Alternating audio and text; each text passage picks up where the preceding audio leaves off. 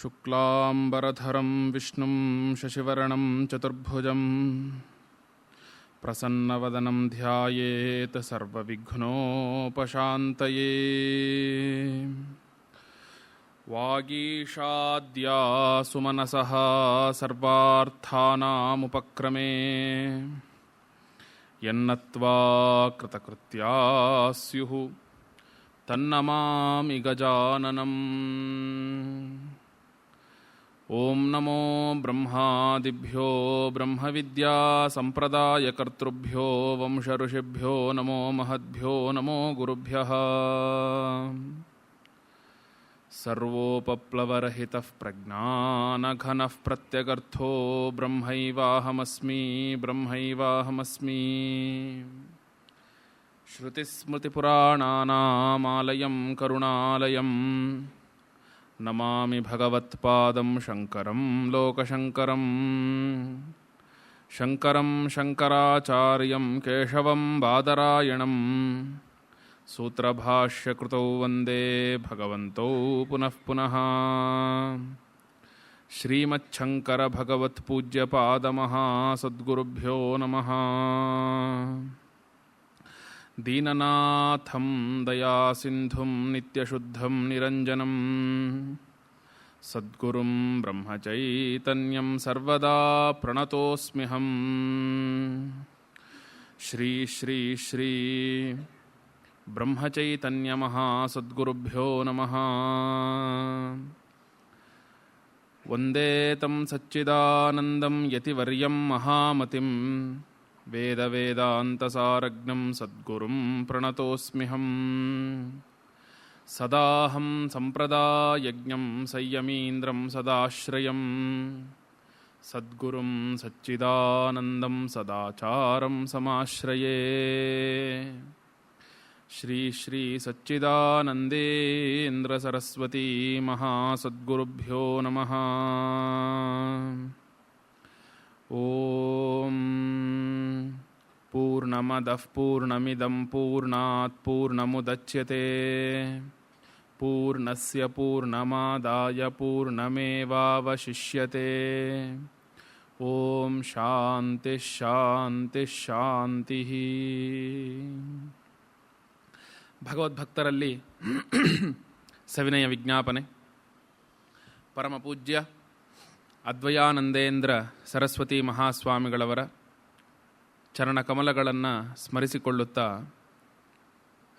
ನೆನ್ನೆಯ ದಿನದಿಂದ ಆರಂಭವಾದಂತಹ ಶಾಂಕರ ವೇದಾಂತ ಸಾರದ 2ನೇ ಅವಧಿಯ ಉಪನ್ಯಾಸ ಸರಣಿಯೊಳಗೆ 2ನೆಯ ದಿನವಾದಂತಹ ಇಂದು ಶಂಕರ ಭಗವತ್ಪಾದರು ಪ್ರತಿಪಾದಿಸಿರುವಂತಹ ಇನ್ನೂ ಅನೇಕ ವಿಚಾರಗಳ ಬಗ್ಗೆ ನಾವುಗಳು ವಿಷಯವನ್ನು ಮನಗಾಣೋಣ. ನೆನ್ನೆಯ ದಿನ ಒಂದು ಪೂರ್ವ ಪೀಠಿಕೆ ಅನ್ನೋದಕ್ಕಿಂತಲೂ ಹೆಚ್ಚಾಗಿ ವೇದಾಂತವು ನಮಗೆಲ್ಲರಿಗೂ ಕೂಡ ಎಷ್ಟು ಅವಶ್ಯಕ, ಈ ಸಂಸಾರದ ಒಂದು ಅನರ್ಥಗಳು ಎಷ್ಟು, ಮತ್ತು ಈ ಸಂಸಾರಕ್ಕೆ ಕಾರಣವಾಗಿರುವಂತಹ ಯಾವ ಒಂದು ಅವಿದ್ಯೆ ಇದೆ, ಆ ಅವಿದ್ಯೆಯ ವಿಷಯದೊಳಗೆ ಕೆಲವು ವಿಚಾರವನ್ನು, ಸಂಸಾರಕ್ಕೆ ಕಾರಣ ಏನು ಅನ್ನುವಂತಹ ವಿಷಯವನ್ನು ನಾವುಗಳೆಲ್ಲರೂ ಕೂಡ ತಿಳಿದುಕೊಂಡಿದ್ವಿ. ವೇದಾಂತದ ಉಪದೇಶದ ಪರಿಪೂರ್ಣವಾದಂತಹ ಸಾರ ಯಾವುದಪ್ಪ ಅಂದರೆ, ಮಾಂಡುಕ್ಯದ 2ನೆಯ ಮಂತ್ರ ಹೇಳುವಂತೆ ಸರ್ವಂ ಹ್ಯೇತತ್ ಬ್ರಹ್ಮ ಅಯಮಾತ್ಮ ಬ್ರಹ್ಮ. ಇವೆಲ್ಲವೂ ಕೂಡ ಪರಮಾತ್ಮನೇ ಆಗಿರುವವನು ಮತ್ತು ನಾನೂ ಕೂಡ ಅಯಂ ಆತ್ಮ ಬ್ರಹ್ಮ, ಈ ಆತ್ಮನು ಬ್ರಹ್ಮವೇ ಆಗಿರುವವನು ಎಂಬುದೇ ವೇದಾಂತದ ಪೂರ್ಣವಾದಂತಹ ಒಂದು ಸಾರ. ಆ ಒಂದು ಸಾರವನ್ನು ಅರಿತುಕೊಳ್ಳುವುದಕ್ಕೋಸ್ಕರವೇ ಅನೇಕ ದಾರ್ಶನಿಕರು, ಅದರೊಳಗೂ ವಿಶೇಷವಾಗಿ ಶಂಕರ ಭಗವತ್ಪಾದರು ಈ ವಿಚಾರವನ್ನು ನಮಗೆಲ್ಲರಿಗೂ ಕೂಡ ತಿಳಿಸಿರುವಂಥದ್ದು ಆಗಿದೆ. ನೆನ್ನೆಯ ದಿನ ಉಪನ್ಯಾಸದ ವಿಷಯದೊಳಗೆ ಅವಿದ್ಯೆಯ ವಿಷಯವನ್ನು ತಮಗೆಲ್ಲರಿಗೂ ಕೂಡ ತಿಳಿಸಬೇಕಾದರೆ, ನಮಗೆಲ್ಲರಿಗೂ ಕೂಡ ಇರುವಂತಹ ಈ ಪ್ರಪಂಚವು ಸತ್ಯ, ನಾನು ಅಂದರೆ ದೇಹೇಂದ್ರಿಯ ಮನೋಬುದ್ಧಿಗಳಿಂದ ಕೂಡಿರುವವನು ಅಂತ ನಾವುಗಳೆಲ್ಲರೂ ಕೂಡ ಅರಿತಿರುವುದರಿಂದ ಇದಕ್ಕೆ ಕಾರಣ ಏನು, ಮೂಲ ಕಾರಣ ಏನು ಅಂತ ನಾವು ಹುಡುಕ್ತಾ ಹೋದರೆ ನಮ್ಮ ಬಗ್ಗೆ ಇರುವಂತಹ ತಪ್ಪಾದ ತಿಳುವಳಿಕೆಯೇ ಅದಕ್ಕೆ ಕಾರಣ. ಆ ಒಂದು ಕಾರಣಕ್ಕೇ ಶಾಸ್ತ್ರದೊಳಗೊಂದು ಪಾರಿಭಾಷಿಕ ಶಬ್ದವನ್ನು ಕೊಟ್ಟಿದ್ದಾರೆ. ಅದನ್ನು ಅವಿದ್ಯಾ ಅಂತ ಕರೀತಾರೆ. ಯಾವಾಗ ನಾವು ಈ ಒಂದು ವಿದ್ಯೆ ಅಲ್ಲದ್ದು ಅಂತ ಅಷ್ಟೇ ಅರ್ಥ, ಅದು ಅವಿದ್ಯಾ ಅಂದ್ರೇನು, ವಿದ್ಯೆ ಅಲ್ಲದ್ದು ಅಂತ ಅಷ್ಟೇ ಅರ್ಥ, ಅದೊಂದು ಇದೆ ಅಂತ ಒಂದು ಭಾವ ಅಲ್ಲ. ಯಾವಾಗ ನಾವು ನಮ್ಮ ಬಗ್ಗೆ ಸರ್ವಾತ್ಮಕನಾಗಿರುವಂತಹ ನಾನು, ಸರ್ವಶಕ್ತನಾಗಿರುವಂತಹ ನಾನು, ಸರ್ವವ್ಯಾಪಿಯಾಗಿರುವಂತಹ ನನ್ನನ್ನು ನಾನು ಇಷ್ಟೇ ಅಂತ ಭಾವಿಸ್ತೇನೆ, ಆಗ ನಾನು ಅನೇಕ ರೀತಿಯಾಗಿ ಪ್ರಪಂಚದ ಅನೇಕ ವಿಷಯಗಳನ್ನು ಪಡೆಯುವುದಕ್ಕೆ ಪ್ರಯತ್ನವನ್ನು ಪಡ್ತೇನೆ. ಅದನ್ನು ನಾವು ಹೇಳಿದ್ವಿ ಕಾಮ ಅಂತ. ಆ ಒಂದು ಯಾವಾಗ ಆಸೆ ಉಂಟಾಯಿತೋ ಅದನ್ನು ತೀರಿಸಿಕೊಳ್ಳೋದಿಕ್ಕೆ ನಾವು ಪುಣ್ಯ ಪಾಪ ಕರ್ಮಗಳನ್ನು ಮಾಡ್ತೇವೆ. ಆ ಒಂದು ಅವಿದ್ಯಾ ಕಾಮ ಕರ್ಮಗಳಿಂದಲೇ ಈ ಒಂದು ಸಂಸಾರ ಅನ್ನುವಂಥದ್ದು ನಮ್ಮೆಲ್ಲರಿಗೂ ಕೂಡ ಉಂಟಾಗಿರುವಂಥದ್ದು. ಈ ರೀತಿಯಾದಂತಹ ದೊಡ್ಡದಾದಂತಹ ವಿಷಯವನ್ನು ಶಂಕರ ಭಗವತ್ಪಾದರು, ಯಾಕಂದರೆ ಸಮಸ್ತ ವೇದಾಂತದೊಳಗೂ ಕೂಡ ಅವಿದ್ಯಾ, ಅಧ್ಯಾಸ, ಅಧ್ಯಾರೋಪ, ಅಪವಾದ ಈ ಮೂರು ವಿಚಾರಗಳನ್ನು ಸರಿಯಾಗಿ ನಮ್ಮ ಅಂತಃಕರಣವು ಮನಗೊಂಡು ಬಿಟ್ಟರೆ ವೇದಾಂತದ ಇನ್ನು ಯಾವ ವಿಚಾರಗಳನ್ನಾದರೂ ನಾವು ಅರಿತುಕೊಳ್ಳಬಹುದು, ಯಾವ ವಿಷಯಗಳನ್ನಾದರೂ ಕೂಡ ನಾವುಗಳು ಅರಿತುಕೊಳ್ಳಬಹುದು. ಪ್ರಪಂಚ ವೇದಾಂತದ ಸಾರ ಏನು ಅಂತ ನಾವುಗಳು ಶಾಸ್ತ್ರದ ದೃಷ್ಟಿಯಿಂದ ನೋಡಿದಾಗ ಹೇಳಿದಾಗ ಅಯಮಾತ್ಮ ಬ್ರಹ್ಮ, ನಾನು ಆತ್ಮನೇ ಆಗಿರುವೆನು, ಆ ಆತ್ಮನಲ್ಲದೆ ಬೇರೇನೂ ಅಲ್ಲ. ಯಾಕಂದರೆ ಸಮಸ್ತ ವೇದಾಂತಗಳೂ ಕೂಡ ಏನಕ್ಕೆ ಹೊರಟಿದೆ ಅಂದರೆ ಈ ಜೀವಾತ್ಮನಿಗೂ ಮತ್ತು ಪರಮಾತ್ಮನಿಗೂ ಅಭೇದವನ್ನು ಹೇಳುವುದಕ್ಕೆ ಹೊರಟಿರುವಂಥದ್ದು. ಸಮಸ್ತ ಉಪನಿಷತ್ತುಗಳು ಕೂಡ ನಾನು ತಿಳಿದುಕೊಂಡಿರುವಂತಹ ಈ ಜೀವನು ಯಾರು, ನಾನು ಅನ್ನುವಂತಹ ಶಬ್ದದಿಂದ ಕರೆದುಕೊಳ್ಳುತ್ತೇನೆ, ಇವನು ಆ ಪರಮಾತ್ಮನೇ ಆಗಿದ್ದಾನೆ ಅಂತ ತಿಳಿಸುವುದಕ್ಕೋಸ್ಕರವೇ ಸಮಸ್ತ ಉಪನಿಷತ್ತುಗಳು ಕೂಡ ಹೊರಟಿರುವಂಥದ್ದು. ನಾವುಗಳು ಏನು ನಾನು ಅಂತ ವ್ಯವಹಾರವನ್ನು ಮಾಡ್ತೇವೆ, ಇದು ನೈಸರ್ಗಿಕವಾದಂತಹ ವ್ಯವಹಾರ. ಇದು ನನಗೆ ಮಾತ್ರ ಇದೆ, ನಿಮಗೆ ಮಾತ್ರ ಇದೆ, ಎಲ್ಲರಿಗೂ ಇದೆ, ಇಲ್ಲ, ಇದು ಎಲ್ಲರಿಗೂ ಇರುವಂಥದ್ದು. ಸೂತ್ರಭಾಷ್ಯದ ಅವತರಣಿಕೆಯೊಳಗೆ ಭಾಷ್ಯಕಾರರು ಹೇಳಬೇಕಾದ್ರೆ ಅಹಮಿದಂ ಮಮೇದಮಿತಿ ನೈಸರ್ಗಿಕೋಯಂ ಲೋಕವ್ಯವಹಾರ ಅಂತ ಹೇಳಿದ್ರು.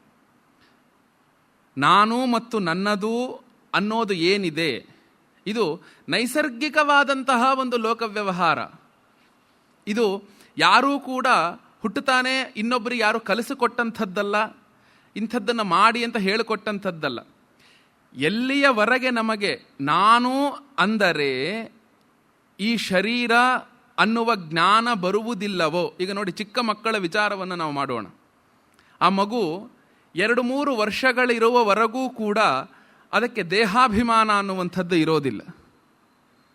ಅದಕ್ಕೆ ನಾವೇನಾದರೂ ಹೇಳಿದ್ರೆ, ಅವಳ ಹೆಸರಿನಿಂದ ಕರೆದ್ರೆ ಅವಳು ಆ ಹೆಸರಿನಿಂದ ಸನ್ಮತಿಗೆ ಇದು ಬೇಕು ಕೊಡು, ಸನ್ಮತಿಗೆ ಬೇಕು ಕೊಡು ಅಂತ ಕೇಳ್ತಾಳೆ. ಅಂದರೆ ಸನ್ಮತಿ ಅನ್ನುವಂಥ ಹೆಸರಿನಿಂದಲೇ ಅವಳನ್ನು ಅವಳು ಕರ್ಕೋತಾಳೆ, ನಾನು ಅನ್ನುವಂಥ ಹೆಸರಿನಿಂದ ಅವಳು ಕರ್ಕೊಳ್ಳೋದಿಲ್ಲ. ಅವಳು ಹಾಗೆಯೇ ಇದ್ದರೂ ಕೂಡ ಅವಳಿಗೆ ನಾಚಿಕೆ ಇತ್ಯಾದಿಗಳೆಂಥದ್ದು ಆಗೋದಿಲ್ಲ. ಯಾಕಂದರೆ ಇದು ನಾನು ಅನ್ನುವ ಅಭಿಮಾನ ಅವಳಿಗೆ ಬೆಳೆದಿರೋದಿಲ್ಲ. ಯಾವಾಗ ನಮ್ಮ ಶರೀರ ಆ ನಾನು ಅನ್ನುವ ಬುದ್ಧಿ ಸ್ವಲ್ಪ ಬೆಳೀತಾ ಹೋಗುತ್ತೋ ಆಗ ತನಗೆ ಈ ಶರೀರಕ್ಕೆ ನಾವು ನಾನು ಅಂದುಕೊಳ್ತೇವೆ ಅನ್ನುವ ಭಾವ ಬೆಳೀತಾ ಹೋಗುತ್ತೆ. ಇದನ್ನು ಯಾರು ಹೇಳಿಕೊಟ್ಟಂಥದ್ದಲ್ಲ. ಆ ಭಗವಂತನ ಬಗ್ಗೆ ಇರುವಂತಹ ಆ ತಪ್ಪಾದ ತಿಳುವಳಿಕೆಯಿಂದಲೇ ನಮಗೆ ಇದು ನೈಸರ್ಗಿಕವಾಗಿ ಇವೆಲ್ಲವೂ ಕೂಡ ನಮಗೆ ನಡೀತಾ ಇರುತ್ತೆ. ಈ ಒಂದು ಸಂಸಾರಕ್ಕಿರುವಂತಹ ಎಲ್ಲ ಅನರ್ಥಗಳೂ ಕೂಡ ಯಾವುದರಿಂದ ಆಗ್ತಾ ಇದೆಯಪ್ಪ ಅಂತ ನಾವು ಕೇಳಿದ್ರೆ ಶಂಕರ ಭಗವತ್ಪಾದರು ಹೇಳ್ತಾರೆ, ಇವೆಲ್ಲವೂ ಕೂಡ ನಮಗೆ ನಮ್ಮ ಬಗ್ಗೆ ಇರುವಂತಹ ಅಜ್ಞಾನದಿಂದಲೇ ಎಲ್ಲ ಅನರ್ಥಗಳು ಕೂಡ ಆಗ್ತಾ ಇರುವಂಥದ್ದು.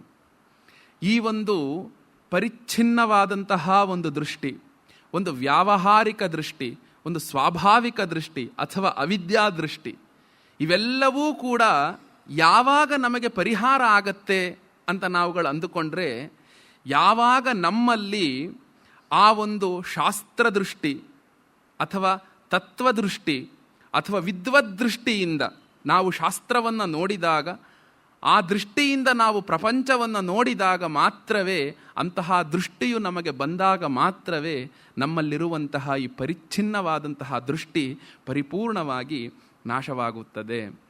ಆದ್ದರಿಂದಲೇ ಮನಸೈವೇದ ಮಾಪ್ತವ್ಯಂ ನೇಹ ನಾನಾಸ್ತಿ ಕಿಂಚನ ಮೃತ್ಯೋಸ್ಯ ಮೃತ್ಯುಂಗಚ್ಚತಿ ಯ ಇಹ ನಾನೇವ ಪಶ್ಯತಿ. ಕಠೋಪನಿಷತ್ತಲ್ಲಿ ಹೇಳಿದಂಥದ್ದು. ಮನಸೈವೇದಂ ಆಪ್ತವ್ಯಂ ನೇಹ ನಾನಾಸ್ತಿ ಕಿಂಚನ.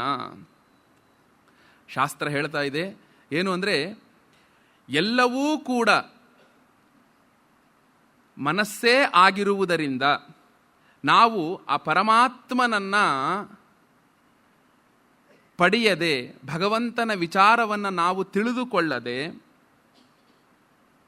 ನಾವು ಲೌಕಿಕ ಪ್ರಪಂಚದೊಳಗೆ ನಮ್ಮ ಅಂತಃಕರಣವನ್ನು ಇಟ್ಟು ಇದಕ್ಕಿಂತಲೂ ಬೇರೆ ಏನೂ ಇಲ್ಲ, ಇದೇ ಸರ್ವಸ್ವ ಅನ್ನುವ ಭಾವನೆ ನಮಗೆ ಬಂದಂಥದ್ದು ಆಯಿತು ಅಂದರೆ ನಾವು ಏನಾಗ್ತೇವೆ?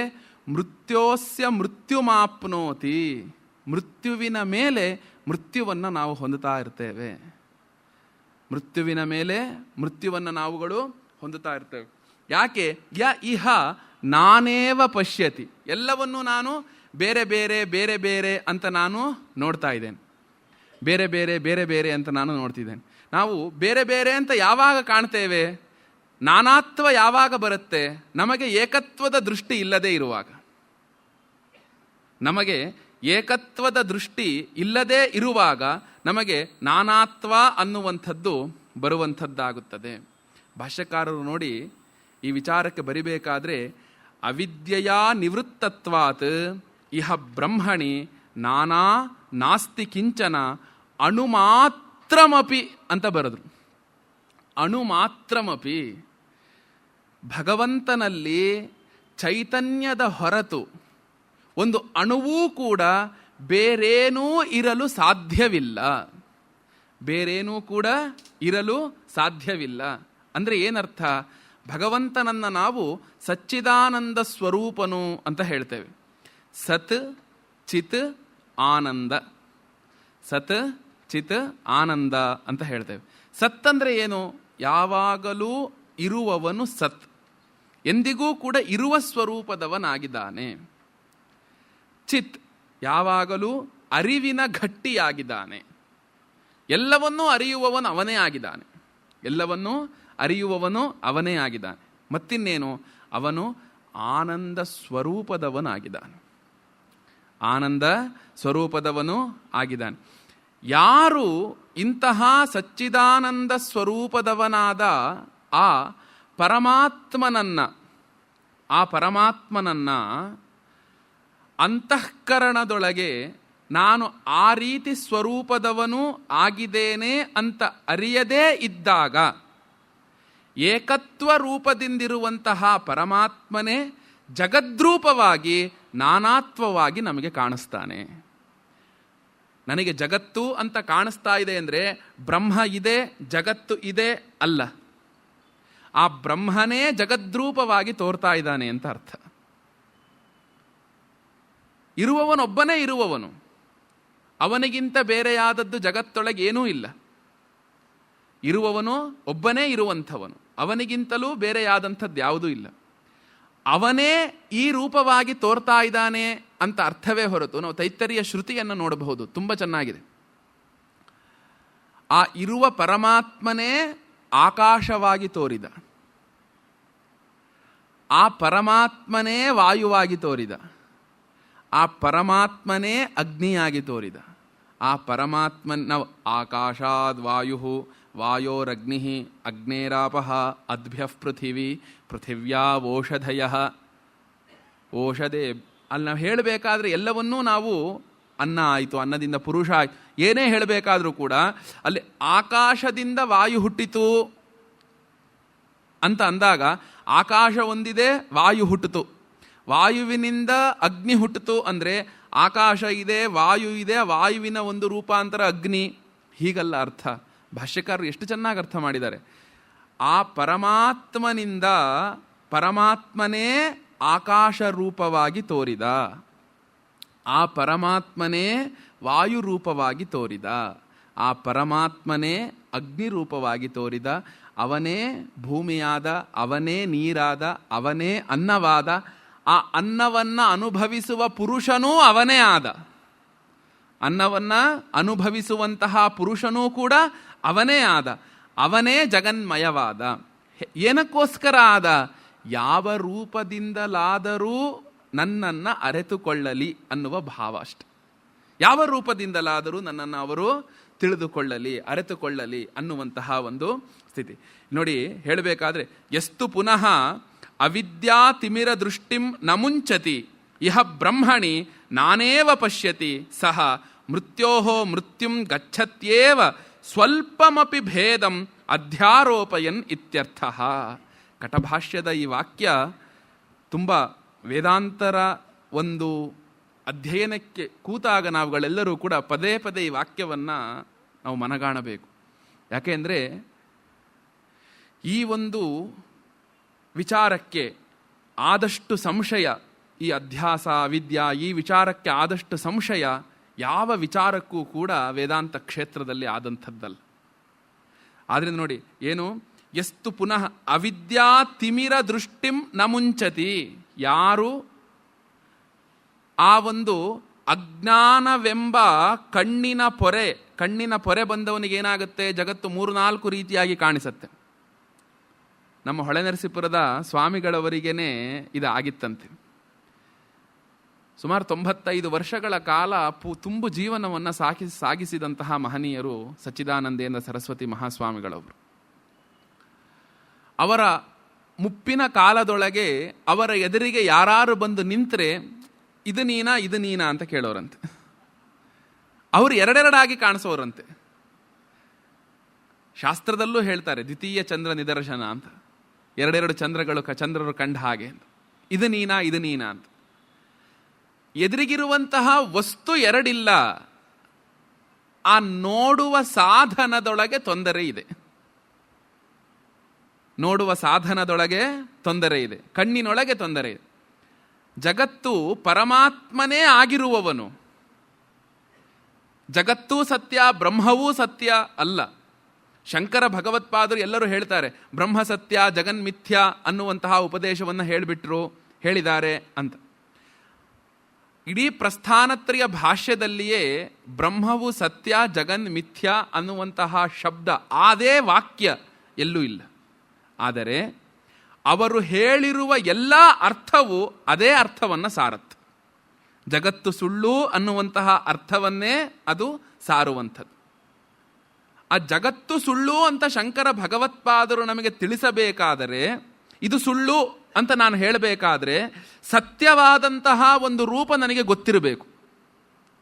ಸತ್ಯವು ನನಗೆ ಗೊತ್ತಾಗದೆ ಇನ್ನೊಂದು ವಸ್ತು ಸುಳ್ಳು ಅಂತ ಆಗುವುದೇ ಇಲ್ಲ. ಸತ್ಯ ಇದು ಅಂತ ನಾವುಗಳು ತಿಳಿದುಕೊಳ್ಳದೆ ಇನ್ನೊಂದು ವಸ್ತು ಸತ್ಯ ಅಂತ ಹೆಂಗಾರೆ ಸುಳ್ಳು ಅಂತ ಹೇಗೆ ಹೇಳ್ತೀರಾ? ಶಂಕರ ಭಗವತ್ಪಾದರು ಆ ತತ್ವದ ಪರಮ ಮಜಲಿನಲ್ಲಿ ನಿಂತು ಜಗತ್ತನ್ನು ನೋಡಿದಾಗ ನಾವು ಕಾಣುತ್ತಿರುವಂತಹ ಈ ಜಗತ್ತು ಯಾವಾಗ ನಮಗೆ ಬ್ರಹ್ಮಮಯವಾಗಿ ಕಾಣುತ್ತದೋ, ಬ್ರಹ್ಮವೇ ಈ ಜಗದ್ರೂಪಕವಾಗಿ ಕಾಣುತ್ತದೋ, ಆಗ ನಾವುಗಳು ಅಂದುಕೊಂಡಿರುವಂತಹ ಈ ಜಗತ್ತು ಅಂತ ನಾವು ಏನು ಹೇಳ್ತಾ ಇದ್ದೇವೆ ಇದು ನಮಗೆ ಸುಳ್ಳು.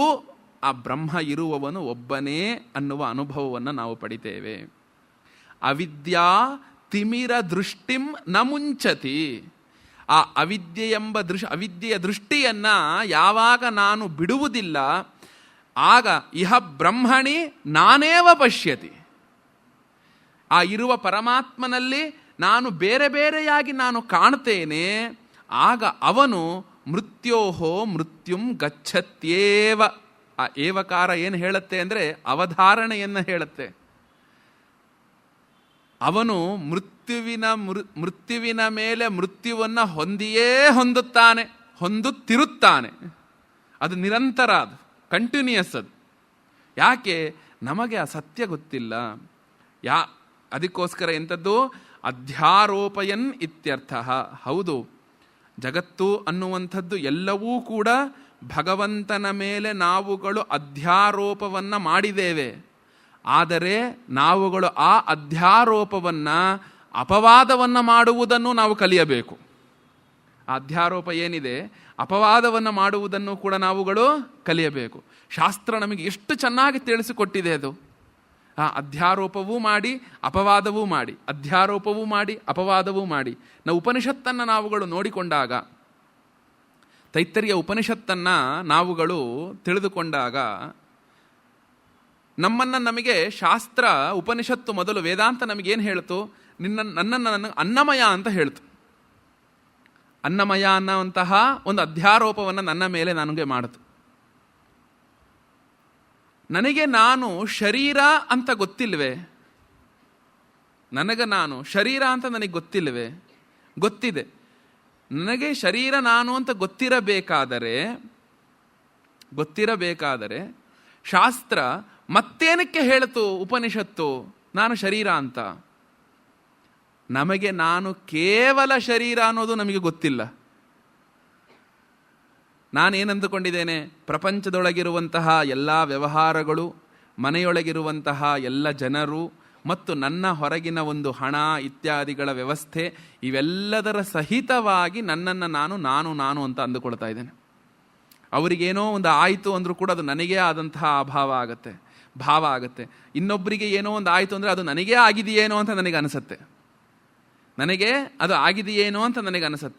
ಅದನ್ನೆಲ್ಲವನ್ನೂ ಕೂಡ ಬಿಡಿಸುವುದಕ್ಕೋಸ್ಕರ, ಆ ಒಂದು ಹೊರಗಿನ ಆಲೋಚನೆಗಳೊಳಗಿರುವಂತಹ ಮಮತ್ವವನ್ನು ಬಿಡಿಸುವುದಕ್ಕೋಸ್ಕರ ಶಾಸ್ತ್ರ ನಮಗೆ ಹೇಳಿತು, ನೀನು ಈ ಒಂದು ಅನ್ನಮಯ ಅಪ್ಪ ಅಂತ. ಅಧ್ಯಾರೋಪಯನ್. ಆದರೆ ಶಾಸ್ತ್ರಕ್ಕೆ ನಾನು ಕೇವಲ ಅನ್ನಮಯ ಅಂತ ಹೇಳಿ ನಿಲ್ಲಿಸಲಿಲ್ಲ. ಶಾಸ್ತ್ರ ಏನು ಮಾಡ್ತು? ಆ ಅನ್ನಮಯನಾಗಿ ಹೇಳಿದಂತಹ ಶಾಸ್ತ್ರವೇ ನನ್ನ ಮೇಲೆ ಇನ್ನೊಂದು ಅಧ್ಯಾರೋಪವನ್ನು ಮಾಡ್ತು, ನಾನು ಪ್ರಾಣಮಯ ಅಂತ. ನನ್ನನ್ನು ಏನಂತ ಹೇಳ್ತು? ಪ್ರಾಣಮಯ ಅಂತ ಹೇಳ್ತು. ಆ ಪ್ರಾಣಮಯ ಅಂತ ಹೇಳಿದ ತಕ್ಷಣ ಆಗ ಏನಾಯಿತು? ಅನ್ನಮಯವೂ ಇದೆ, ಪ್ರಾಣಮಯವೂ ಇದೆ ಅಲ್ಲ. ಯಾವುದನ್ನು ನನಗೆ ಶಾಸ್ತ್ರ ಉಪನಿಷತ್ತು ಅನ್ನಮಯ ಅಂತ ಹೇಳ್ತೋ ಅದನ್ನೇ ಅಪವಾದ ಮಾಡಿ ಇನ್ನೊಂದನ್ನು ಅಧ್ಯಾರೋಪ ಮಾಡ್ತು ನನ್ನ ಮೇಲೆ, ಪ್ರಾಣಮಯ ಅಂತ. ಅನ್ನಮಯವನ್ನು ಅಪವಾದ ಮಾಡ್ತು, ಪ್ರಾಣಮಯವನ್ನು ಅಧ್ಯಾರೋಪ ಮಾಡ್ತು. ಅಪವಾದ ಅಂದರೆ ತೆಗೆದು ಹಾಕೋದು ಅಂತ. ಅಧಿ ಆರೋಪಯತಿ, ನನ್ನ ಮೇಲೆ ಆ ಬುದ್ಧಿಯನ್ನು ಇಡತ್ತೆ ಅಂತ. ಯಾವಾಗ ನನ್ನನ್ನು ಪ್ರಾಣಮಯ ಅನ್ನುವಂತಹದ್ದನ್ನು ನಾನು ಅಂದುಕೊಂಡೆ, ಅದೇ ಉಪನಿಷತ್ತು ನನಗೆ ಮುಂದಿನ ಹಂತಕ್ಕೆ ಕರೆದುಕೊಂಡು ಹೋದಾಗ ಮನೋಮಯ ಅಂತ ಅಧ್ಯಾರೋಪವನ್ನು ಮಾಡಿ ಮತ್ತೆ ಪ್ರಾಣಮಯವನ್ನು ಅಪವಾದ ಮಾಡ್ತು. ಆನಂತರ ವಿಜ್ಞಾನಮಯವನ್ನು ಅಧ್ಯಾರೋಪ ಮಾಡಿ ಮನೋಮಯವನ್ನು, ಆಗ ಶಾಸ್ತ್ರ ನಮಗೆ, ನಾನು ಗೊತ್ತು ಶಾಸ್ತ್ರದ ಪರಮ ಮಜಲು ಎಂಥದ್ದು? ನಾನು ಕೇವಲ ಆನಂದ ಅನ್ನುವುದನ್ನು ತಿಳಿಸುವುದೇ. ನಾನು ಆನಂದ ಅಂತ ತಿಳಿಸುವುದೇ, ಕೇವಲ ಆನಂದ ಬಿಟ್ಟರೆ ಇನ್ನೊಂದು ಇಲ್ಲ, ಅದನ್ನು ತಿಳಿಸುವುದೇ ಶಾಸ್ತ್ರದ ಒಂದು ಗುಟ್ಟು. ಆಗ ಏನು ಮಾಡ್ತು? ನನ್ನನ್ನು ಆನಂದ ಅಂತ ಹೋಗಿ ನಿಲ್ಲಿಸ್ತು. ಆನಂದಮಯ ಅಂತ ಹೇಳ್ತು, ಆದರೆ ಅಲ್ಲಿ ಆನಂದಮಯ ಅಲ್ಲ, ಕೇವಲ ಆನಂದ ಅಂತ ಸೂತ್ರ ಭಾಷ್ಯದಲ್ಲಿ ತೀರ್ಮಾನ ಮಾಡಿದೆ. ನೋಡಿ ಎಷ್ಟು ಚೆನ್ನಾಗಿದೆ. ಸ್ವಲ್ಪಮಪಿ ಭೇದಂ ನ ಅಧ್ಯಾರೋಪಯನ್ ಇತ್ಯರ್ಥ. ಭಗವಂತನ ಮೇಲೆ ನಮಗೆ ಬೇರೆ ಏನನ್ನೂ ಕೂಡ ಅಧ್ಯಾರೋಪ ಮಾಡಲು ಸಾಧ್ಯವೇ ಇಲ್ಲ. ಯಾಕೆ? ಭಗವಂತನು ನಮಗೆ ತೋರುವಂಥವನು ನೇತಿ ನೇತಿ. ಬೃಹದಾರಣ್ಯಕದ ಉಪನಿಷತ್ತೊಳಗೇನು ಹೇಳಿತು? ಭಗವಂತನನ್ನು ತಿಳಿಸುವುದಕ್ಕೆ ಭಾಷ್ಯಕಾರರು ಎಷ್ಟು ಚೆನ್ನಾಗಿ ಬರೆದಿದ್ದಾರೆ. ಭಗವಂತನನ್ನು ತಿಳಿಸುವುದಕ್ಕೆ ಇರುವಂತಹ ಅತ್ಯಂತ ಸಮೀಪವಾದಂತಹ ವಾಕ್ಯ ಯಾವುದಪ್ಪ ಅಂದರೆ ಅದು ನೇತಿ ಅಂತೆ. ಯಾಕೆ? ಏನೇನನ್ನ ನಾವು ಅವನ ಮೇಲೆ ಅಧ್ಯಾರೋಪವನ್ನು ಮಾಡಿಕೊಳ್ತೇವೆ ಅವೆಲ್ಲವನ್ನೂ ಕೂಡ ಇದು ಅಪವಾದ ಮಾಡ್ತಾ ಬರುತ್ತೆ. ಶಾಸ್ತ್ರ ಏನು ಮಾಡ್ತಾ ಬರುತ್ತಿದೋ ವಾಕ್ಯ ಅಪವಾದ ಮಾಡ್ತಾ ಬರುತ್ತೆ. ಆದ್ರಿಂದೇನು ಯಸ್ಮಿನ್ ಸರ್ವಾಣಿ ಭೂತಾನಿ ಆತ್ಮೈವಾಭೂದ್ವಿಜಾನತಃ ತತ್ರ ಕೋ ಮೋಹಃ ಕಶೋಕಃ ಏಕತ್ವಮನುಪಶ್ಯತಃ. ಯಸ್ಮಿನ್ ಸರ್ವಾಣಿ ಭೂತಾನಿ ಆತ್ಮೈವಾಭೂದ್ವಿಜಾನತಃ. ಎಲ್ಲರೊಳಗೂ ಕೂಡ, ಎಲ್ಲ ಭೂತದೊಳಗೂ ಎಲ್ಲರೊಳಗೂ ಆ ಪರಮಾತ್ಮನನ್ನೇ ಯಾರು ಕಾಣುತ್ತಿದ್ದಾರೋ ಅವನಿಗೆ ಎಲ್ಲಿಯ ಶೋಕ, ಎಲ್ಲಿಯ ಮೋಹ? ಎಲ್ಲಿಯ ಶೋಕ, ಎಲ್ಲಿಯ ಮೋಹ? ಗೀತಾ ಭಾಷ್ಯದ ಪೀಠಿಕೆಯನ್ನ ನೀವುಗಳೆಲ್ಲರೂ ಕೂಡ ನೆನಪಿಸಿಕೊಳ್ಬೇಕು.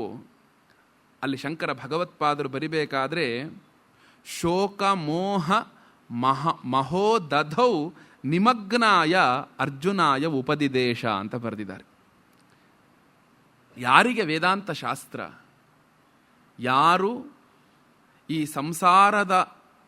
ಸಂಸಾರದ ಶೋಕ ಮೋಹದಲ್ಲಿ ಯಾರು ಪರಿಪೂರ್ಣವಾಗಿ ಮುಳುಗಿದಾರೋ ಅಂಥವರನ್ನು ಉದ್ಧರಣ ಮಾಡುವುದಕ್ಕೋಸ್ಕರವೇ, ಎತ್ತುವುದಕ್ಕೋಸ್ಕರವೇ ಈ ಒಂದು ಶಾಸ್ತ್ರ ಅನ್ನುವಂಥದ್ದು ಬಂದಿರುವಂಥದ್ದು.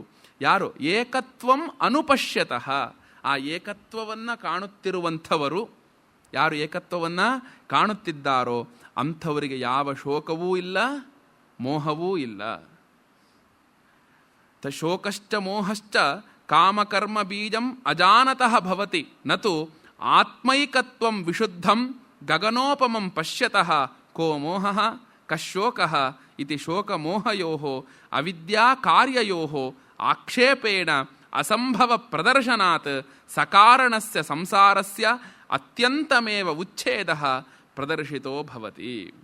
ಈಶಾವಾಸ್ಯದಲ್ಲಿ ಭಾಷ್ಯಕಾರರು ಬರೆದಿರುವಂಥದ್ದು ಸಕಾರಣಸ್ಯ ಸಂಸಾರಸ್ಯ, ಕಾರಣ ಸಹಿತವಾದ ಸಂಸಾರ ಯಾವುದು?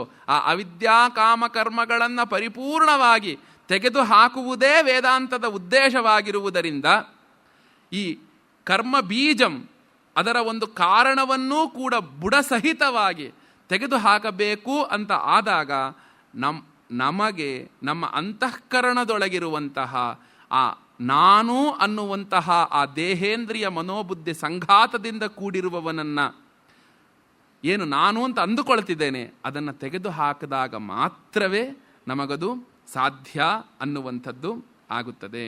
ಯದಾ ಸರ್ವೇ ಪ್ರಮುಚ್ಯಂತೆ ಕಾಮಾಯೇಸ್ಯ ಹೃದಿಶ್ರಿತಾಃ ಅಥ ಮರ್ತ್ಯಃ ಅಮೃತೋ ಭವತಿ ಅತ್ರ ಬ್ರಹ್ಮ ಸಮಶ್ನುತೆ. ಇದು ವೇದಾಂತದ ಪರಮ ಉಪದೇಶ. ಏನು? ಅತ್ರ ಬ್ರಹ್ಮ ಸಮಶ್ನುತೆ. ನಮ್ಮ ಗುರುಗಳು ತಮಾಷೆ ಮಾಡ್ತಾ ಇದ್ರು ಇದಕ್ಕೆ. ಈ ವಾಕ್ಯವನ್ನು ಹೇಳಿದ ಕೂಡಲೇ ನೋಡ್ರೋ, ಅತ್ರ ಬ್ರಹ್ಮ, ಇಲ್ಲೇ ಈಗಲೇ ನಮಗೆ ಬ್ರಹ್ಮ ಯಾವಾಗ ಗೊತ್ತಾಗ್ತಾನೆ ಗೊತ್ತಾ? ಅತ್ರೇ ಬ್ರಹ್ಮ ಸಮಶ್ನುತೆ ಅಂತ. ನಾವು ಭಗವಂತನ ಮುಂದೆ ಹೋಗಿ ಅಳಬೇಕಂತೆ, ಜೋರಾಗಿ ಅಳಬೇಕು. ಭಗವಂತ, ಇವತ್ತೂ ಕೂಡ ನೀನು ದರ್ಶನವನ್ನು ಕೊಡ್ಲಿಲ್ವಲ್ಲ ಅಂತ. ನಿಮಗೆಲ್ಲರಿಗೂ ಕೂಡ ಒಬ್ಬರು ಮಹಾಮಹಿಮರು ಗೋಂದಾವಳಿಯೊಳಗೆ ಆಗೋದ್ರು, ಬ್ರಹ್ಮಚೈತನ್ಯ ಮಹಾರಾಜರು ಅಂತ. ಮಹಾರಾಷ್ಟ್ರದ ಒಂದು ಗೋಂದಾವಳಿಯೊಳಗೆ ಆಗೋದ್ರು. ಅವರು ಗುರುಶೋಧವನ್ನು ಮಾಡಿ ಅವರ ಗುರುಗಳಾದಂಥ ತುಕಾಮಯಿಗಳ ಒಂದು ಉಪದೇಶವನ್ನು ಪಡಿತಾರೆ, ರಾಮನಾಮ ಉಪದೇಶವನ್ನು ಪಡಿತಾರೆ. ಪಡೆದಾಗ ಅವರು ನರ್ಮದಾ ನದಿ ತೀರದೊಳಗೆ ತಪಸ್ಸಿಗೆ ಕೂಡ್ತಾರೆ.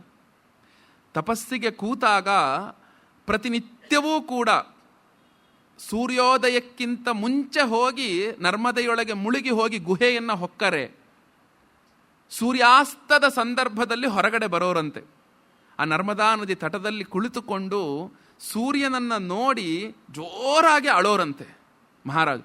ಭಗವಂತ, ಇವತ್ತೂ ನೀನು ಮುಳುಗುತ್ತಿದೀಯಾ, ನನಗೆ ನೀನು ಯಾರು ಅಂತ ಗೊತ್ತಾಗ್ಲಿಲ್ವಲ್ಲಪ್ಪ ಅಂತ. ಯಾರು ಅಂತ ನನಗೆ ನೀನು ಗೊತ್ತಾಗ್ಲಿಲ್ವಲ್ಲ ಅಂತ ಅಷ್ಟು ಉತ್ಕಟ ಭಾವನೆಯಿಂದ ಅಳೋರಂತೆ. ಯಾವಾಗ ಇಲ್ಲೇ ಈಗಲೇ ನಮಗೆ ಯಾವಾಗ ಪರಮಾತ್ಮನು ಗೊತ್ತಾಗ್ತಾನೆ? ನಮ್ಮ ಅಂತಃಕರಣದೊಳಗಿರುವಂತಹ ಕಾಮ ಅಸ್ಯ ಹೃದಿಶ್ರಿತಾಃ, ಆ ಬೇಕುಗಳು, ಎಲ್ಲ ಆಸೆಗಳು ಕೂಡ ಪರಿಪೂರ್ಣವಾಗಿ ಪ್ರಮುಚ್ಯಂತೆ ನಾಶವಾದಾಗ ಮಾತ್ರವೇ ಮರ್ತ್ಯ ಅಮೃತೋ ಭವತಿ. ಹೌದು, ನಾವೆಲ್ಲರೂ ಮರ್ತ್ಯರೇ, ನಾವೆಲ್ಲರೂ ಕೂಡ ಶರೀರವನ್ನು ಬಿಡುವಂಥವರೇ. ಆದರೆ ಯಾವಾಗ ನನಗೆ ಈ ಶರೀರವೇ ನಾನಲ್ಲ ಅನ್ನುವ ಭಾವನೆಯು ಬರುತ್ತದೋ, ಈ ಶರೀರವು ನಾನಲ್ಲ ಅನ್ನುವಂತಹ ಸ್ಥಿತಿಯನ್ನು ನಾನು ಪಡಿತೇನೋ, ಆಗ ನನಗೆ ಎಂದೂ ಕೂಡ ದುಃಖ ಅನ್ನುವಂಥದ್ದು ಆಗುವುದಿಲ್ಲ. ದುಃಖ ಅನ್ನುವಂಥದ್ದು ಆಗುವುದಿಲ್ಲ. ಇಂತಹ ಒಂದು ದುಃಖವನ್ನು ನಾವು ಕಳೆದುಕೊಳ್ಳಬೇಕು ಅಂದಾಗ ನಮಗಿರುವಂತಹ ಏಕಮಾತ್ರ ಸಾಧನ ಯಾವುದಪ್ಪ ಅಂದರೆ ಅದು ವೇದಾಂತ. ಆ ವೇದಾಂತದ ವಿಚಾರವನ್ನು ಪ್ರತಿನಿತ್ಯವೂ ಕೂಡ ಅನುಸಂಧಾನವನ್ನು ಮಾಡ್ತಾ ಇದ್ದಾಗ ಮಾತ್ರವೇ ನಮಗದು ತಿಳಿಯುತ್ತದೆ. ಹೀಗೆ ಇಂತಹ ಒಂದು ವಿಚಾರ ಇದ್ದರೂ ಕೂಡ ಪರಮಾತ್ಮನ ವಿಷಯ ನಮಗದು ಯಾಕೆ ಗೊತ್ತಾಗ್ತಿಲ್ಲ ಅಂತ ಅಂದಾಗ ಸರಿಯಾದಂತಹ ಜ್ಞಾನ ನಮಗಾಗ್ತಾ ಇಲ್ಲ. ಸರಿಯಾದಂತಹ ಜ್ಞಾನ ನಮಗಾಗ್ತಾ ಇಲ್ಲ. ಆ ಸರಿಯಾದ ಜ್ಞಾನ ಇಲ್ಲದೆ ಇರುವಿಕೆಗೆನೆ, ಆ ಸರಿಯಾದಂತಹ ಜ್ಞಾನ ಇಲ್ಲದೆ ಇರುವಿಕೆಗೆನೆ ಅವಿದ್ಯಾ ಅಂತ ಹೆಸರು. ಮತ್ತು ಅಧ್ಯಾಸ ಅಂದರೆ ಏನು? ಇದಲ್ಲದರೊಳಗೆ ಇದು ಎಂಬ ಬುದ್ಧಿ ಅಂತ ಬ್ರಹ್ಮಸೂತ್ರದಲ್ಲಿ ಭಾಷ್ಯಕಾರರು ಹೇಳೋದು. ಅಧ್ಯಾಸೋ ನಾಮ ಅತಸ್ಮಿನ್ ತದ್ಬುದ್ಧಿ ಇತಿ ಅವೋಚಾಮ. ಅಧ್ಯಾಸ ಅಧ್ಯಾಸ ಅಂದ್ರೇನು? ಅತಸ್ಮಿನ್ ತದ್ಬುದ್ಧಿ. ನೆನ್ನೆ ಹೇಳಿದ ಹಾಗೆ ಹಗ್ಗದೊಳಗೆ ಹಾವು ಎಂಬ ಬುದ್ಧಿ, ಕಪ್ಪೆ ಚಿಪ್ಪಿನಲ್ಲಿ ಬೆಳ್ಳಿ ಎಂಬ ಬುದ್ಧಿ, ಅದೇ ರೀತಿ ಮೋಟು ಮರದೊಳಗೆ ಕಳ್ಳ ಎಂಬ ಬುದ್ಧಿ, ಎಲ್ಲವೂ ಕೂಡ ಅತಸ್ಮಿನ್ ತದ್ಬುದ್ಧಿ. ಹಾಗೆ ಶುದ್ಧ ಚೈತನ್ಯವಾದಂತಹ ನನ್ನೊಳಗೆ ನಾನು ಈ ದೇಹೇಂದ್ರಿಯಗಳಿಂದ ಕೂಡಿರುವವನು ಎಂಬ ಬುದ್ಧಿ. ಅಧ್ಯಾಸ ಅಂದ್ರೇನು? ನಾನು ಯಾರು? ನಾನು ಶುದ್ಧ ಚೈತನ್ಯನು. ನಾನು ಆ ನಿತ್ಯ ಶುದ್ಧನೂ ನಿತ್ಯ ಬುದ್ಧನೂ ನಿತ್ಯ ಮುಕ್ತನೂ ಆದಂತಹ ಪರಮಾತ್ಮನೇ ನಾನಾಗಿರುವವನು, ಸತ್ಯಜ್ಞಾನ ಅನಂತ ಸ್ವರೂಪನು ನಾನಾಗಿರುವವನು. ಹೀಗಿರುವಂತಹ ನನ್ನನ್ನು ನಾನು ಏನಂತ ತಿಳ್ಕೊಂಡಿದ್ದೇನೆ? ಈ ಒಂದು ಇಂದ್ರಿಯಗಳನ್ನು, ದೇಹವನ್ನು ಪಡೆದಿರುವಂತಹ ಇಂಥ ಹೆಸರಿನವನಾದವನು ನಾನು ಅಂತ ಅಂದುಕೊಂಡಿದ್ದೇನೆ. ಅಂತಹ ಹೆಸರಿನವನಾದ ನಾನು ಅಂತ ಅಂದುಕೊಂಡಿದ್ದೇನೆ. ಭಾಷ್ಯಕಾರ ಅದನ್ನೇ ಮುಂದುವರೆಸಿ ಹೇಳ್ತಾರೆ, ಸರ್ವಥಾಪಿತು ಅನ್ಯಸ್ಯ ಅನ್ಯಧರ್ಮಾವಭಾಸತಾಂ ನ ವ್ಯಭಿಚರತಿ ತಥಾಚ ಲೋಕೆ ಅನುಭವ ಶುಕ್ತಿಕಾಹಿ ರಜತವತ್ ಅವಭಾಸತೆ ಏಕಶ್ಚಂದ್ರ ಸದ್ವಿತೀಯವತ್ ಇತಿ. ಇದು ಕೂಡ ಅಧ್ಯಾಸ ಭಾಷ್ಯದ್ದೇ ವಾಕ್ಯ. ಸರ್ವಥಾಪಿ ಎಲ್ಲ ಕಡೆಗೂ ಕೂಡ ನಾವು ಸತ್ಯ ವಸ್ತುವನ್ನು ಬಿಟ್ಟು ಅಸತ್ಯ ವಸ್ತುವಿನ ಒಳಗೇನೆ, ಅದಲ್ಲದರೊಳಗೇನೆ ಅದು ಎಂಬ ಬುದ್ಧಿಯನ್ನು ಮಾಡಿಕೊಳ್ತಾ ಇದ್ದೇವೆ. ಶಾಸ್ತ್ರ ಇದಕ್ಕೋಸ್ಕರವೇ ನಮಗೆ ಉಪದೇಶವನ್ನು ಮಾಡ್ತಾ ಇರುವಂಥದ್ದು. ಯಾವುದನ್ನು ನೀನು ನಿಜವಾದ ಸತ್ಯವೋ ಅದನ್ನು ನೀನು ಮರೆತಿರುವುದರಿಂದ ಆ ಸತ್ಯವನ್ನು ತಿಳಿದುಕೊಳ್ಳುವುದಕ್ಕೇನೆ ನಿಮಗೆ ಹೇಳ್ತಾ ಇರುವಂಥದ್ದು. ಸತ್ಯವನ್ನು ತಿಳಿದುಕೊಳ್ಳೋದಕ್ಕೇನೆ ಈ ಉಪದೇಶಗಳೆಲ್ಲವೂ ಕೂಡ ಇರುವಂಥದ್ದು. ಮತ್ತಿನ್ನೇನು? ಆ ಒಂದು ಅಧ್ಯಾಸ ಆಗ್ಲಪ್ಪ, ಅದಲ್ಲದರೊಳಗೆ ಅದು ಎಂಬ ಬುದ್ಧಿ ಅಂದರೆ ಇದರಿಂದ ಆಗುವಂತಹ ತೊಂದರೆ ಆದರೂ ಏನು? ಈಗ ನಾವು ಕಪ್ಪೆ ಚಿಪ್ಪನ್ನು ಬೆಳ್ಳಿ ಅಂತ ತಿಳ್ಕೊಂಡ್ಬಿಟ್ವಿ, ಬೆಳ್ಳಿ ಅಂತ ಹತ್ರಕ್ಕೆ ಹೋದ್ವಿ, ಅದು ಕಪ್ಪೆ ಚಿಪ್ಪು ಅಂತ ಆಯಿತು, ಅದನ್ನು ಅಲ್ಲೇ ಬಿಟ್ವಿ, ಹತ್ರಕ್ಕೆ ಬಂದ್ವಿ. ಬೇಡ ಇವಾಗ ಹಾಸ್ಬಿಟ್ಟು ಬಂದ್ವಿ. ಈಗ ಹಗ್ಗವನ್ನು ಹಾವು ಅಂತ ತಿಳಿದುಕೊಂಡ್ವಿ, ಹೆದರಿದ್ವಿ, ಯಾರೋ ಬಂದು ಹೇಳಿದ್ರು ಅದು ಹಗ್ಗಪ್ಪ ಹಾವಲ್ಲ ಅಂತ ಹೇಳಿದ್ರು, ಆಯಿತು, ಆ ಜ್ಞಾನ ಆಯ್ತಲ್ಲ, ಸರಿ. ಮತ್ತು ಅದರಿಂದ ಈಗ ದೇಹವನ್ನು ನಾವು ಪರಮಾತ್ಮನಾದಂತಹ ನನ್ನ ದೇಹ ಅಂತ ತಿಳ್ಕೊಂಡಿದ್ದೀನಿ, ಹೀಗೆ ವ್ಯವಹಾರವು ನಡೀತಿದೆ, ಇದು ನಮಗೆ ಸರಿಯಾಗಿಯೇ ಇದೆಯಲ್ಲ, ಇದರಿಂದ ಆದಂತಹ ತೊಂದರೆ ಏನು? ಈಗ ನಿಮಗೆ ಯಾರಿಗಾದರೂ ಕೂಡ ಹಿಂದೆಲ್ಲ ನಮಗೆಲ್ಲ ಯಾರು ಒಬ್ಬರಿಗೆ ಏನಾದರೂ ಒಂದು ಬಂದು ಬಿಟ್ಟರೆ ಅದು ತುಂಬ ದೊಡ್ಡದಾಗಿ ಅವ್ರನ್ನ ವಿಶೇಷವಾಗಿ ನೋಡ್ತಾ ಇದ್ರು. ನಮಗೆ ಯಾಕೆ ಈ ಅಜ್ಞಾನ ಅನ್ನುವಂಥದ್ದು ದೊಡ್ಡ ಬಾಧೆಯಾಗಿ ಗೊತ್ತಾಗ್ತಿಲ್ಲ ಅಂದರೆ, ಎಲ್ಲರಿಗೂ ಇದಿದೆಯಲ್ಲ ಅಂತ. ನೈಸರ್ಗಿಕೋಯಂ ಲೋಕವ್ಯವಹಾರ, ಇದು ನನಗೊಬ್ಬನಿಗೇ ಇದ್ದಿದ್ರೆ ನಾನು ಇದನ್ನು ಪರಿಹಾರ ಮಾಡ್ಕೊಳ್ಳೋಕ್ಕಾದ್ರೆ ಏನು ತುಂಬ ಪ್ರಯತ್ನ ಪಡ್ತಿದ್ದೆ. ನಿಮಗೆಲ್ಲ ಯೋಚನೆ ಮಾಡಿ, ನೀವೆಲ್ಲ ಹಿರಿಯರೇ ಕೂತಿದ್ದೀರಾ ಸಾಮಾನ್ಯವಾಗಿ. ನಿಮ್ಮ ಒಂದು 1980, 85, 90 ಈ ಆಸುಪಾಸಲ್ಲಿ ಯಾರಿಗಾದರೂ ಶುಗರ್ ಬಂದಾಗ ಅವ್ರನ್ನೆಲ್ಲ ಹೇಗೆ ಕಾಣ್ತಿದ್ರಿ ನೀವು? ಅವ್ರಿಗೆ ಶುಗರ್ ಅಂತೆ, ಅವ್ರಿಗೆ ಶುಗರ್ ಅಂತೆ ಅಂತ ಗುಸು ಗುಸು ಆಗಿ ನಾವುಗಳು ಮಾತಾಡ್ಕೋತಿದ್ವಿ. ಆದರೆ ಈಗ ನಿಮಗುನಾ ನಿಮಗುನಾ ಅಂದ್ರೆ ಇದು ಎಲ್ಲರಿಗೂ ಇರುವಂಥದ್ದು, ಇದು ಎಲ್ಲರಿಗೂ ಇರುವಂಥದ್ದು ಅಂತ. ಇದರಿಂದ ಆಗುವಂಥದ್ದೇನೋ ಬೆಳಗ್ಗೆ ಏನೋ ಒಂದು ಊಟಕ್ಕಿಂತ ಮುಂಚೆ, ಸಂಜೆಗೊಂದು ಊಟಕ್ಕಿಂತ ಮುಂಚೆ ಆರಾಮಕ್ಕೆ ಜೀರ ಕಳೆದ್ರೆ ಆಯ್ತು, ಅದೆಲ್ಲ ಏನು ತೊಂದರೆ.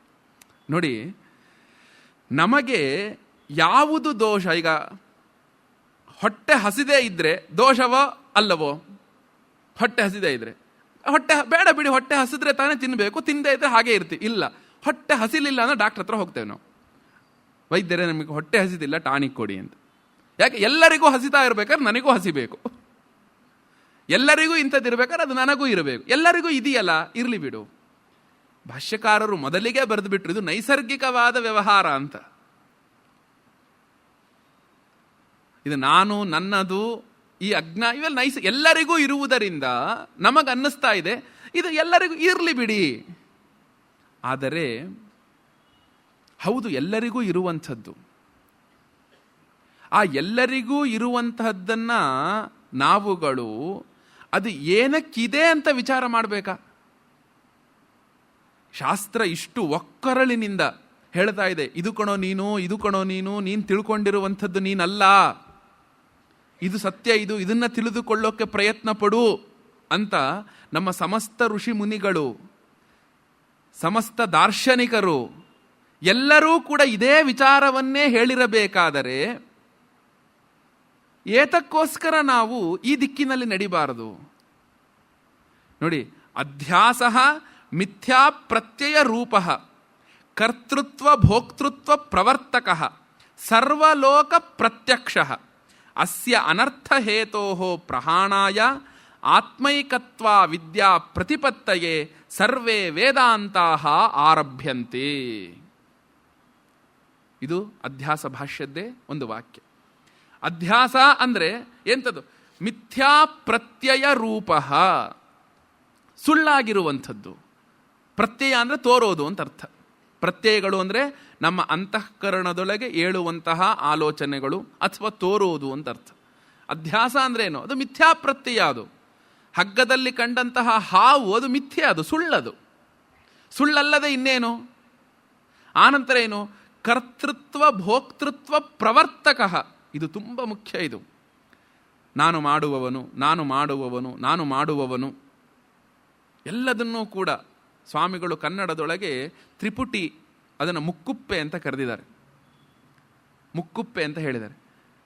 ಯಾವುದನ್ನೇ ಆಗಲಿ, ಭೋಕ್ತೃ, ನಾನು ಕರ್ತೃ ಇರಬೇಕು, ಒಂದು ಕರ್ಮ ಇರಬೇಕು, ಇದನ್ನಿರಬೇಕು. ಎಲ್ಲವನ್ನೂ ಕೂಡ ಮೂರಾಗಿ ಶಾಸ್ತ್ರ ಒಡೆದಿರುವಂಥದ್ದು. ಹೀಗಿರಬೇಕಾದ್ರೆ ಆ ಒಂದು ಕರ್ತೃತ್ವ ಭೋಕ್ತೃತ್ವವನ್ನ ಉಂಟು ಮಾಡುವಂಥದ್ದಾಗಿದೆ. ಯಾವುದು ನೀನು ಮಾಡುವವನಲ್ಲವೋ, ನಾನು ಕರ್ತೃತ್ವ ಸ್ವರೂಪದವನು ಅಲ್ಲವೋ, ನಾನು ಭೋಕ್ತೃತ್ವ ಸ್ವರೂಪದವನು ಅಲ್ಲವೋ, ಆ ಅಲ್ಲದೇ ಇರುವಂತಹ ನಾನು ನನ್ನನ್ನ ಏನಂತ ಅಂದುಕೊಳ್ತಿದ್ದೀನಿ? ನಾನು ಕರ್ತೃ, ನಾನು ಭೋಕ್ತೃ ಅಂತ ಅಂದುಕೊಳ್ತಾ ಇದ್ದೇನೆ. ಇದರಿಂದ ಸರ್ವ ಅನರ್ಥಗಳು ಕೂಡ ಆಗ್ತಿರುವಂಥದ್ದು. ಇದು ಏನು? ಸರ್ವಲೋಕ ಪ್ರತ್ಯಕ್ಷ. ಇದು ನೋಡಿ, ಲೋಕ ಅಂದ್ರೆ ಜನ ಅಂತ. ಲೋಕಸ್ತು ಭುವನೇ ಜನೇ, ಎಲ್ಲರಿಗೂ ಇರುವಂಥದ್ದು. ಇದು ಒಬ್ಬರಿಗೆ ನನಗಿದೆ, ನಿಮಗಿಲ್ಲ, ಅವ್ರ ಹತ್ರ ಇದೆ, ಇವ್ರ ಹತ್ರ ಇಲ್ಲ, ಎಲ್ಲ ಇಲ್ಲೇ ಇಲ್ಲ. ಇದು ಸಾಮಾನ್ಯವಾಗಿ ಎಲ್ಲರಿಗೂ ಕೂಡ ಇರುವಂತಹ ವಿಷಯವಾಗಿದೆ. ಹೀಗಿರುವುದರಿಂದ, ಎಲ್ಲರಿಗೂ ಇರುವುದರಿಂದ ಶಾಸ್ತ್ರ ಏನು ಮಾಡ್ತಾ ಇದೆ? ಇಂತಹ ಅಧ್ಯಾಸವನ್ನ ಅಸ್ಯ ಅನರ್ಥ ಹೇತೋಹೋ ಪ್ರಹಾಣಾಯ, ಇದರಿಂದ ಸಮಸ್ತ ಅನರ್ಥಗಳು ಕೂಡ ಉಂಟಾಗ್ತಿದೆ. ಈ ಸಂಸಾರ ಅನ್ನುವಂತಹ ಅನರ್ಥ ಇದರಿಂದಲೇ ಉಂಟಾದಂಥದ್ದಾಗಿದೆ, ಇದರಿಂದಲೇ ಉಂಟಾದಂಥದ್ದಾಗಿದೆ. ಈ ಅನರ್ಥವನ್ನ ತೆಗೆದುಹಾಕುವುದಕ್ಕೋಸ್ಕರವೇ ಆತ್ಮೈಕತ್ವ ವಿದ್ಯಾ ಪ್ರತಿಪತ್ತಯೇ, ಆ ಆತ್ಮಜ್ಞಾನವನ್ನ ನಮಗೆ ತಿಳಿಸುವುದಕ್ಕೋಸ್ಕರವೇ ಸರ್ವೇ ವೇದಾಂತಾಃ ಆರಭ್ಯಂತೆ. ಎಲ್ಲ ವೇದಾಂತಗಳೂ ಕೂಡ ನಮಗೆ ಹೊರಟಿರುವಂಥದ್ದು ಆಗಿದೆ. ನೋಡಿ, ಹೀಗೆ ಎಲ್ಲ ವೇದಾಂತಗಳೂ ಕೂಡ ಜೀವತ್ವ ಅನ್ನುವುದು ಏನಿದೆ ಆ ನಾನು ಅಂತ ಇದೆ, ಅಹಂ ಪ್ರತ್ಯಯ, ಆ ನಾನು ಅನ್ನುವ ಪ್ರತ್ಯಯ ಏನಿದೆ ಅದು ಆ ಪ್ರತ್ಯಯ ಈಗ ನಾನು ಅಂದುಕೊಳ್ಳುತ್ತಿರುವಂತಹ ಆ ನಾನು ಎಂಬ ಪ್ರತ್ಯಯವು ನಿಜವಾಗಲೂ ನಾನಲ್ಲ. ಈಗೇನು ನಾವು ನಾನು ಅಂತ ವ್ಯವಹಾರವನ್ನು ಮಾಡ್ತಾ ಇದ್ದೇವೆ, ಆ ನಾನು ಅನ್ನುವಂತಹ ಆ ಅಹಂ ಪ್ರತ್ಯಯ ಏನಿದೆ ಅದು ನಿಜವಾಗಲೂ ನಾನಲ್ಲ. ನಾನು ಯಾವುದು? ವಸ್ತುತಂತ್ರ ಸಿದ್ಧವಾದಂತಹ ಆ ಪರಮಾತ್ಮನೇ ನಾನು ಆಗಿರುವವನು ಆಗಿದ್ದೇನೆ. ಅದನ್ನು ತಿಳಿದುಕೊಳ್ಳುವುದಕ್ಕೋಸ್ಕರವೇ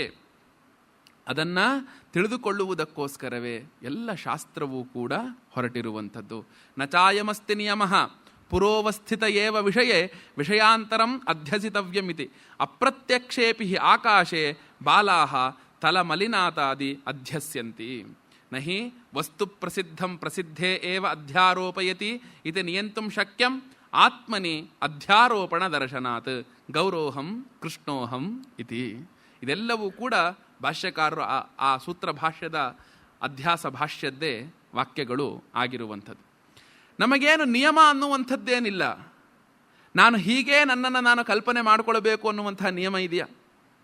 ಈಗ ನೋಡಿ, ನಮಗಿರುವಂತಹ ಈಗ ನಾನು ಕನಸಿನ ಒಬ್ಬ ಪುರುಷನು, ಎಚ್ಚರದೊಳಗಿರುವಂತಹ ಒಬ್ಬ ಪುರುಷನು, ನಿದ್ರೆಯೊಳಗಿರುವಂತಹ ಒಬ್ಬ ಪುರುಷನು, ಎಲ್ಲರೂ ಕೂಡ ಆ ಅನುಭವಿಸುತ್ತಿರುವಂತಹ ಭೋಕ್ತೃ ಏನಿದ್ದಾನೆ, ಎಚ್ಚರವನ್ನು ಅನುಭವಿಸುತ್ತಿರುವಂತಹ ಭೋಕ್ತೃ ತನ್ನ ಮೇಲೆ ಅನೇಕ ಅಧ್ಯಾರೋಪಣೆಗಳನ್ನು ಅವನು ಮಾಡಿಕೊಂಡಿದ್ದಾನೆ. ಅವನು ಮಾಡಿಕೊಂಡಿದ್ದಾನೆ. ಅದು ಮುಗೀತು. ನಾನು ಕನಸಿಗೆ ನಾನು ಹೋಗ್ತೇನೆ ಅಂತ ಆದಾಗ ಕನಸಿನಲ್ಲಿರುವಂತಹ ಪ್ರಪಂಚವೇ ಬೇರೆ, ಅಲ್ಲಿರುವಂತಹ ವ್ಯಕ್ತಿಗಳೇ ಬೇರೆ, ಅಲ್ಲಿರುವಂತಹ ನಾನು ಅಂತ ಅಂದುಕೊಳ್ಳುತ್ತಿರುವವನೇ ಬೇರೆ. ಎಲ್ಲವೂ ಎಚ್ಚರದ ನಾನು ಕನಸಿಗೆ ಬರ್ತಾನ? ಎಚ್ಚರದೊಳಗಿರುವಂತಹ ಆ ನಾನೇ ಕನಸಿಗೆ ಬರ್ತೀನಿ ಅಂತ ಹೇಗೆ ಹೇಳಕ್ಕಾಗತ್ತೆ? ಎಲ್ಲವನ್ನೂ ಅಲ್ಲಿ ನಾನು ಬೇರೆ ಬೇರೆಯಾಗಿ ಅಧ್ಯಾರೋಪಣೆಯನ್ನು ನನ್ನ ಮೇಲೆ ನಾನು ಮಾಡಿಕೊಳ್ತೇನೆ. ಆ ನಂತರ ಆ ನಾನೇ ನಂತರ ಮತ್ತೆ ಏನು ಮಾಡ್ತೇನೆ, ಆ ಸುಷುಪ್ತಿಯೊಳಗೆ ಯಾವ ಯಾವ ಅಧ್ಯಾರೋಪಣೆಯಿಂದ ನಾನು ಎಚ್ಚರದ ನಾನು ಕನಸಿನ ನಾನು ಇದ್ನೋ ಆ ಎರಡೂ ನಾನುಗಳಿಂದ ಮುಕ್ತನಾಗಿ ಏನೂ ಇಲ್ಲದೆ ಕೇವಲ ಸಾಕ್ಷಿಯಾಗಿ ಸುಷುಪ್ತಿಯೊಳಗೆ ನಾನು ಇದ್ದುಕೊಂಡಿರುವವನಾಗ್ತೇನೆ. ಎಚ್ಚರದೊಳಗೆ ಅವ್ರು ಇರೋದೇ ಇಲ್ಲ, ಕನಸಿನಲ್ಲಿ ಅವ್ರ ಜೊತೆಗೆ ನಾವು ವ್ಯವಹಾರವನ್ನು ಮಾಡ್ತಾ ಇರ್ತೇವೆ. ಎಚ್ಚರದೊಳಗೆ ಇರುವುದೇ ಇಲ್ಲ ಅವನು, ನಾನು ಕನಸಿನಲ್ಲಿ ವ್ಯವಹಾರವನ್ನು ಮಾಡ್ಕೊಳ್ತಾ ಇರ್ತೇವೆ. ಈ ಅವಸ್ಥಾತ್ರಯ ವಿಚಾರ ಅನ್ನುವಂಥ ತುಂಬ ದೊಡ್ಡದು, ಶಾಸ್ತ್ರದಲ್ಲಿ ತುಂಬ ದೊಡ್ಡದು. ಅದೇ ಒಂದು ಭಾಗ ಅವಸ್ಥಾತ್ರಯ ವಿಚಾರವೇ ಇಡೀ ಮಾಂಡುಕ್ಯ ಉಪನಿಷತ್ತು, ಛಾಂದೋಗ್ಯದ ಒಂದು ಭಾಗ, ಬೃಹದಾರಣ್ಯಕದ ಒಂದು ಭಾಗ, ಇವೆಲ್ಲವೂ ಕೂಡ ಈ ಅವಸ್ಥಾತ್ರಿಯ ವಿಮರ್ಶೆಗೇ ಆ ಒಂದು ಮೀಸಲು ಇಟ್ಟಂತಹ ಭಾಗ. ಹೀಗೆ ನನ್ನನ್ನೇ ನಾನು 3 ಭಾಗವಾಗಿ ಒಡ್ಕೊಂಡಿದ್ದೇನೆ. ಆದರೂ ಆ ಎಚ್ಚರದ ನಾನುವನ್ನು ನೋಡುತ್ತಿರುವಂತಹ ಸಾಕ್ಷಿಯೂ ಒಬ್ಬನೇ, ಕನಸಿನ ನಾನುವನ್ನು ನೋಡುತ್ತಿರುವಂತಹ ಸಾಕ್ಷಿಯೂ ಒಬ್ಬನೇ. ಏನೂ ಇಲ್ಲದೆ ನನಗೆ ಚೆನ್ನಾಗಿ ನಿದ್ದೆ ಬಂತು ಅಂತ ಹೇಳ್ತೇವೆ. ದೇಹೇಂದ್ರಿಯ ಮನೋಬುದ್ಧಿಗಳ ಸಂಘಾತದ ವ್ಯವಹಾರವನ್ನು ಬಿಟ್ಟ ನಂತರ ಏನೂ ಇಲ್ಲದೆ, ಯಾವ ನಾನುವೂ ಇಲ್ಲದೆ ಕೇವಲನಾದಂತಹ ಆತ್ಮರೂಪದಿಂದ ಇದ್ದಾಗ ಆಗ ಅವನು ಸಾಕ್ಷಿ ರೂಪದಿಂದ ನಮಗಿದ್ದುಕೊಂಡಿರ್ತಾನೆ. ನೋಡಿ, ಯಾವುದೇ ಒಂದು ನಿಯಮ ಅನ್ನುವಂಥದ್ದಿಲ್ಲ. ನಾನು ಎದುರಿಗಿರುವಂತಹ ವಸ್ತುವಿನ ಮೇಲೆ ಎಲ್ಲವನ್ನೂ ನಾನು ತಪ್ಪಾಗಿ ತಿಳಿಬೇಕು ಅನ್ನುವಂತಹ ನಿಯಮವೇನೂ ಇಲ್ಲ. ಕಣ್ಣಿಗೆ ಕಾಣಿಸದೇ ಇರುವಂತಹ ವಸ್ತುವಿನ ಮೇಲೂ ಕೂಡ ನಾನು ಏನು ಮಾಡ್ಬೋದು, ವಿಷಯಾಂತರಂ ಅಧ್ಯಸಿತವ್ಯಮಿತಿ, ಅದರ ಮೇಲೂ ನಾನು ತಪ್ಪಾಗಿ ಅರಿಯಬಹುದು. ಈಗ ನಾವು ಈ ನಾನು ಅನ್ನುವಂತಹದ್ದು ನಮಗೆ ಯಾರಿಗೂ ಕೂಡ ಪ್ರತ್ಯಕ್ಷವೇ ಅಲ್ಲ, ಪ್ರತ್ಯಕ್ಷವಾಗಿ ನಾವು ನೋಡ್ತಾ ಇದ್ದೇವೆ ಅದನ್ನು. ಆದರೂ ನಾನು ಆ ನಾನುವಿನ ಮೇಲೆ ಅನೇಕ ಅಧ್ಯಾರೋಪಣೆಯನ್ನು ನಾನು ಮಾಡಿಕೊಳ್ತಾ ಇದ್ದೇನೆ, ಅನೇಕ ರೀತಿಯಿಂದ ನಾನು ಅಧ್ಯಾರೋಪಣೆಯನ್ನು ಮಾಡ್ತಾ ಇದ್ದೇನೆ. ಸತ್ಯಂ ಪ್ರಸಿದ್ಧೌ ದೇಹಾತ್ಮಾನು ನತು ಸ್ಥಾಣು ಪುರುಷಾವಿವ ವಿವಿಕ್ತ ಪ್ರತ್ಯಯ ವಿಷಯತೆಯ ಸರ್ವಲೋಕ ಪ್ರಸಿದ್ಧೌ ಕಿಂತರ್ಹಿ ನಿತ್ಯಮೇವ ನಿರಂತರ ವಿವಿಕ್ತ ಪ್ರತ್ಯಯ ವಿಷಯತೆಯ ನಹಿ ಅಯಂ ದೇಹ ಅಯಂ ಆತ್ಮ ಇತಿ ವಿವಕ್ತಾಭ್ಯಾಂ ಪ್ರತ್ಯಯಾಭ್ಯಾಂ ದೇಹಾತ್ಮಾನೋ ಗೃಹ್ಣಾತಿ ಯಹ ಕಶ್ಚಿತ್. ಇದು ಉಪದೇಶ ಸಾಹಸ್ರಿಯ ಒಂದು ಗದ್ಯ ಭಾಗದಲ್ಲಿ ಬರುವಂತಹ ಒಂದು ವಾಕ್ಯ. ಯಾವಾಗ ಒಬ್ಬ ಮಹಾತ್ಮನು ತನ್ನನ್ನು ತಾನು ಕಾಣಬೇಕು ಅಂತ ಹೋಗ್ತಾನೆ, ಆಗ ಅವನಿಗೆ ತನ್ನೆದುರಿಗೆ ಎರಡು ವಿಭಾಗಗಳೇ ಕಾಣಿಸೋದಕ್ಕೆ ಶುರುವಾಗತ್ತೆ. ಎಲ್ಲಿಯವರೆಗೆ ನಿಜವಾದ ನಾನು, ಎಲ್ಲಿಂದ ಸುಳ್ಳಾದ ನಾನು ಅಂತ. ಭಾಷ್ಯ ನೋಡು, ವಾಕ್ಯ ಎಷ್ಟು ಚೆನ್ನಾಗಿದೆ. ಕಿಂತರ್ಹಿ ಸ್ಥಾಣು ಪುರುಷಾವಿವ ವಿವಿಕ್ತ ಪ್ರತ್ಯಯ ವಿಷಯಾ ಸರ್ವಲೋಕ ಪ್ರಸಿದ್ಧೌ ದೇಹ ಆತ್ಮಾನೌ. ಎಲ್ಲ ದ್ವಿವಚನದಿಂದ ಹೇಳ್ತಾ ಇದ್ದಾರೆ. ಎಲ್ಲಿಯವರೆಗೆ ನಾನು ಸತ್ಯವಾದ ನಾನಿದ್ದೇನೆ, ಎಲ್ಲಿಯವರೆಗೆ ನಾನು ಕಲ್ಪಿಸಿಕೊಂಡಿರುವಂತಹ ನಾನಿದ್ದೇನೆ ಅಂತ ನಾನು ಅಂದುಕೊಳ್ತಾ ಹೋದಾಗ, ಯಾವಾಗ ನಾನು ಮಾಡಿಕೊಂಡಿರುವಂತಹ ಎಲ್ಲ ಕಲ್ಪನೆಗಳನ್ನು, ನನ್ನ ಮೇಲೆ ನಾನು ಮಾಡಿಕೊಂಡಿರುವಂತಹ ಎಲ್ಲ ಸುಳ್ಳಾದ ಕಲ್ಪನೆಗಳನ್ನು, ಅದನ್ನೇ ಅಧ್ಯಾರೋಪ ಅಂತ ಹೇಳ್ತಾ ಇರುವಂಥದ್ದು, ಅದನ್ನು ಸಾಕ್ಷಿಯ ಸಹಾಯದಿಂದ ಅದರ ಸಾಕ್ಷಿಯ ಆಧಾರಭೂತವಾಗಿ ನಾನು ನಿಂತುಕೊಂಡು ಈ ಎಲ್ಲ ಕಲ್ಪನೆಗಳನ್ನು ನಾನು ಒಂದೊಂದನ್ನಾಗಿ ಬಿಡ್ತಾ ಬಂದಾಗ ಮಾತ್ರವೇ ನಮಗೆ ಅಯಂ ದೇಹ, ಅಯಂ ಆತ್ಮ. ಹೌದು, ಇಲ್ಲಿಯವರೆಗೆ ಪ್ರಾಪಂಚಿಕ ದೃಷ್ಟಿ, ಇಲ್ಲಿಯವರೆಗೆ ಪಾರಮಾರ್ಥಿಕ ದೃಷ್ಟಿ, ಇಲ್ಲಿಯವರೆಗೆ ಪಾರಮಾರ್ಥಿಕ ದೃಷ್ಟಿ. ನಾವು ಯಾವುದು ಪ್ರಪಂಚದ ದೃಷ್ಟಿಯ ವಾಕ್ಯಗಳು, ಯಾವುದು ಪಾರಮಾರ್ಥಿಕ ದೃಷ್ಟಿಯ ವಿಚಾರ ಅನ್ನೋದನ್ನು ಪ್ರತಿನಿತ್ಯವೂ ಕೂಡ ಮನಗಾಣಬೇಕು. ಶಂಕರ ಭಗವತ್ಪಾದರು ಅವರ ಸೂತ್ರಭಾಷ್ಯದ ಒಂದು ವಿಚಾರಧಾರೆಯನ್ನು ನೋಡಬಹುದು, ಅಥವಾ ತೈತ್ತರೀಯ ಉಪನಿಷತ್ತಿನಲ್ಲಿ ನಾವುಗಳು ಕಾಣಬಹುದು. ಒಂದೊಂದು ವಾಕ್ಯವನ್ನು ನಾವು ಮನನ ಮಾಡ್ತಾ ಹೋದಾಗ ಶಂಕರ ಭಗವತ್ಪಾದರು ತಿಳಿಸಿರುವಂತಹ ಒಂದು ದೊಡ್ಡ ವಿಷಯ ಏನು ಅಂದರೆ, ಈ ಪ್ರಾಪಂಚಿಕ ದೃಷ್ಟಿ ಅನ್ನುವಂಥದ್ದು ಏನಿದೆ, ಇದೇ ಸರ್ವ ಅನರ್ಥಗಳಿಗೂ ಕೂಡ ಕಾರಣ ಅನ್ನುವಂಥದ್ದು. ಆ ಪ್ರಾಪಂಚಿಕ ದೃಷ್ಟಿಯನ್ನು ನಾನು ಕಳೆದುಕೊಳ್ಳಬೇಕಾದರೆ ನಾನು ಆ ಪಾರಮಾರ್ಥಿಕ ದೃಷ್ಟಿಯೇನ, ನಿನ್ನೆ ಹೇಳಿದೆ ಪರಮಾರ್ಥ ಅಂದರೆ ಏನು ಅಂತ, ಏಕರೂಪೇಣ ಅವಸ್ಥಿತ ಯೋ ಅರ್ಥ ಸ ಪರಮಾರ್ಥ. ಒಂದೇ ರೂಪದಿಂದ ಎಂದೂ ಬದಲಾವಣೆ ಆಗದೇ ಇರುವ ರೂಪದಿಂದ ಇರುವಂತಹ ವಿಷಯವೇ ಪರಮಾರ್ಥ ರೂಪ ಆಗಿರುವುದರಿಂದ ಆ ಆತ್ಯಂತಿಕತ್ವಂ ದರ್ಶಿತಂ, ಆ ಆತ್ಯಂತಿಕ ಮುಕ್ತಿಯನ್ನು ನಾವುಗಳು ಪಡೆಯಬೇಕಾದರೆ ಏನು ಮಾಡಬೇಕು? ನಾವು ಆ ಸಾಕ್ಷಿ ರೂಪದಿಂದ ನಿಂತುಕೊಂಡು ನಮ್ಮ ಮೇಲೆ ನಾವುಗಳು ಮಾಡಿಕೊಂಡಿರುವಂತಹ ಎಲ್ಲ ತಪ್ಪು ತಿಳುವಳಿಕೆಗಳನ್ನು ನಾವು ಬಿಡ್ತಾ ಬರಬೇಕು, ನಿಧಾನವಾಗಿ ಬಿಡ್ತಾ ಬರಬೇಕು. ಇದು ನಿರಂತರತೆಯಿಂದ ಕೂಡಿರಬೇಕು. ವೇದಾಂತ ಚಿಂತನೆ ಅನ್ನುವಂಥದ್ದು ಒಂದು ದಿನ ನಮಗೆ ಅರ್ಥ ಆಯಿತು, ಗೊತ್ತಾಯಿತು. ವಿಷಯದ ಚಿಂತನೆ, ವಿಷಯವು ಅರ್ಥವಾಗೋದು ಬೇರೆ, ವಿಷಯವು ಅರ್ಥವಾಗುವಂಥದ್ದು ಬೇರೆ. ಅರ್ಥವಾಗಿರುವಂತಹ ವಿಷಯವು ಅನುಭವಕ್ಕೆ ಹೊಂದಿಸುವುದು ಬೇರೆ. ಈಗ ನಮಗೆ ವೇದಾಂತ ವಿಷಯ ನಮಗೆ ಗೊತ್ತಿರಬಹುದು, ಆದರೆ ವೇದಾಂತವು ಹೇಳಿರುವಂತಹ ಅನುಭವ ನಿಮಗೆ ಸಿದ್ಧ ಇದೆಯಾ ಅಂತ ನೀವುಗಳು ಕೇಳಿದಾಗ ಅದು ಇಲ್ಲ ಅಂತಲೇ ನಾವು ಹೇಳ್ತೇವೆ. ಅದು ನಮಗಿಲ್ಲ ಅಂತ. ಯಾಕೆ? ಅದು ಯಾವಾಗ ನಾವು ನಿರಂತರತೆಯಿಂದ ವೇದಾಂತ ಚಿಂತನೆಯೊಳಗೆ ನಾವುಗಳು ಇದ್ದಂಥವರಾಗ್ತೇವೆ, ಆಗ ನಿಧಾನವಾಗಿ ನಮಗೆ ನಮ್ಮ ಸ್ವರೂಪದ ಜ್ಞಾನ ಆಗ್ತಾ ಹೋಗುತ್ತೆ. ನೋಡಿ, ಇನ್ನೊಂದು ವಿಷಯವನ್ನು ನಿಮಗೆ ಹೇಳಬೇಕು. ಜ್ಞಾನ ಅನ್ನುವಂಥದ್ದು ಏನಿದೆ ಅದು ಆಯಿತು ಆಗಿಲ್ಲ ಎರಡೇ ವಿಭಾಗ. ನಮ್ಮ ಒಂದು ಪ್ರಯತ್ನ ಎಲ್ಲವೂ ಕೂಡ ಜ್ಞಾನ ಸಾಧನೆಯಲ್ಲಿಯೇ ಹೊರತು ಜ್ಞಾನದಲ್ಲಲ್ಲ. ಈಗ ನಾವುಗಳು ಹೇಳ್ತೀವಿ ಜ್ಞಾನ ಮಾಡ್ಕೋಬೇಕು ಅಂತ. ವೇದಾಂತ ಚಿಂತನೆಯನ್ನು ನಮಗೆ ಮಾಡ್ತಾ ಇದ್ರೆ ಜ್ಞಾನ ಆಗತ್ತೆ ಅಂತ ಹೇಳ್ತೇವೆ. ಆ ವಾಕ್ಯವೇ ತಪ್ಪದು. ನಮಗೆ ಜ್ಞಾನ ಆಗಲ್ಲ, ಅಜ್ಞಾನ ಹೋಗತ್ತೆ. ನಮಗೆ ಜ್ಞಾನ ಅನ್ನುವಂಥದ್ದು ಆಗೋದಿಲ್ಲ, ಅಜ್ಞಾನ ಹೋಗುತ್ತೆ. ಅಜ್ಞಾನ ಹೋಗತ್ತೆ ಅಂದರೆ ಏನು? ಯಾವಾಗ ನಮಗೆ ಈಗ ಕಣ್ಣು ಬಿಟ್ಟು ನೋಡ್ದ ಅಂತ, ಕಣ್ಣು ಬಿಟ್ಟರೆ ಕಾಣತ್ತೆ.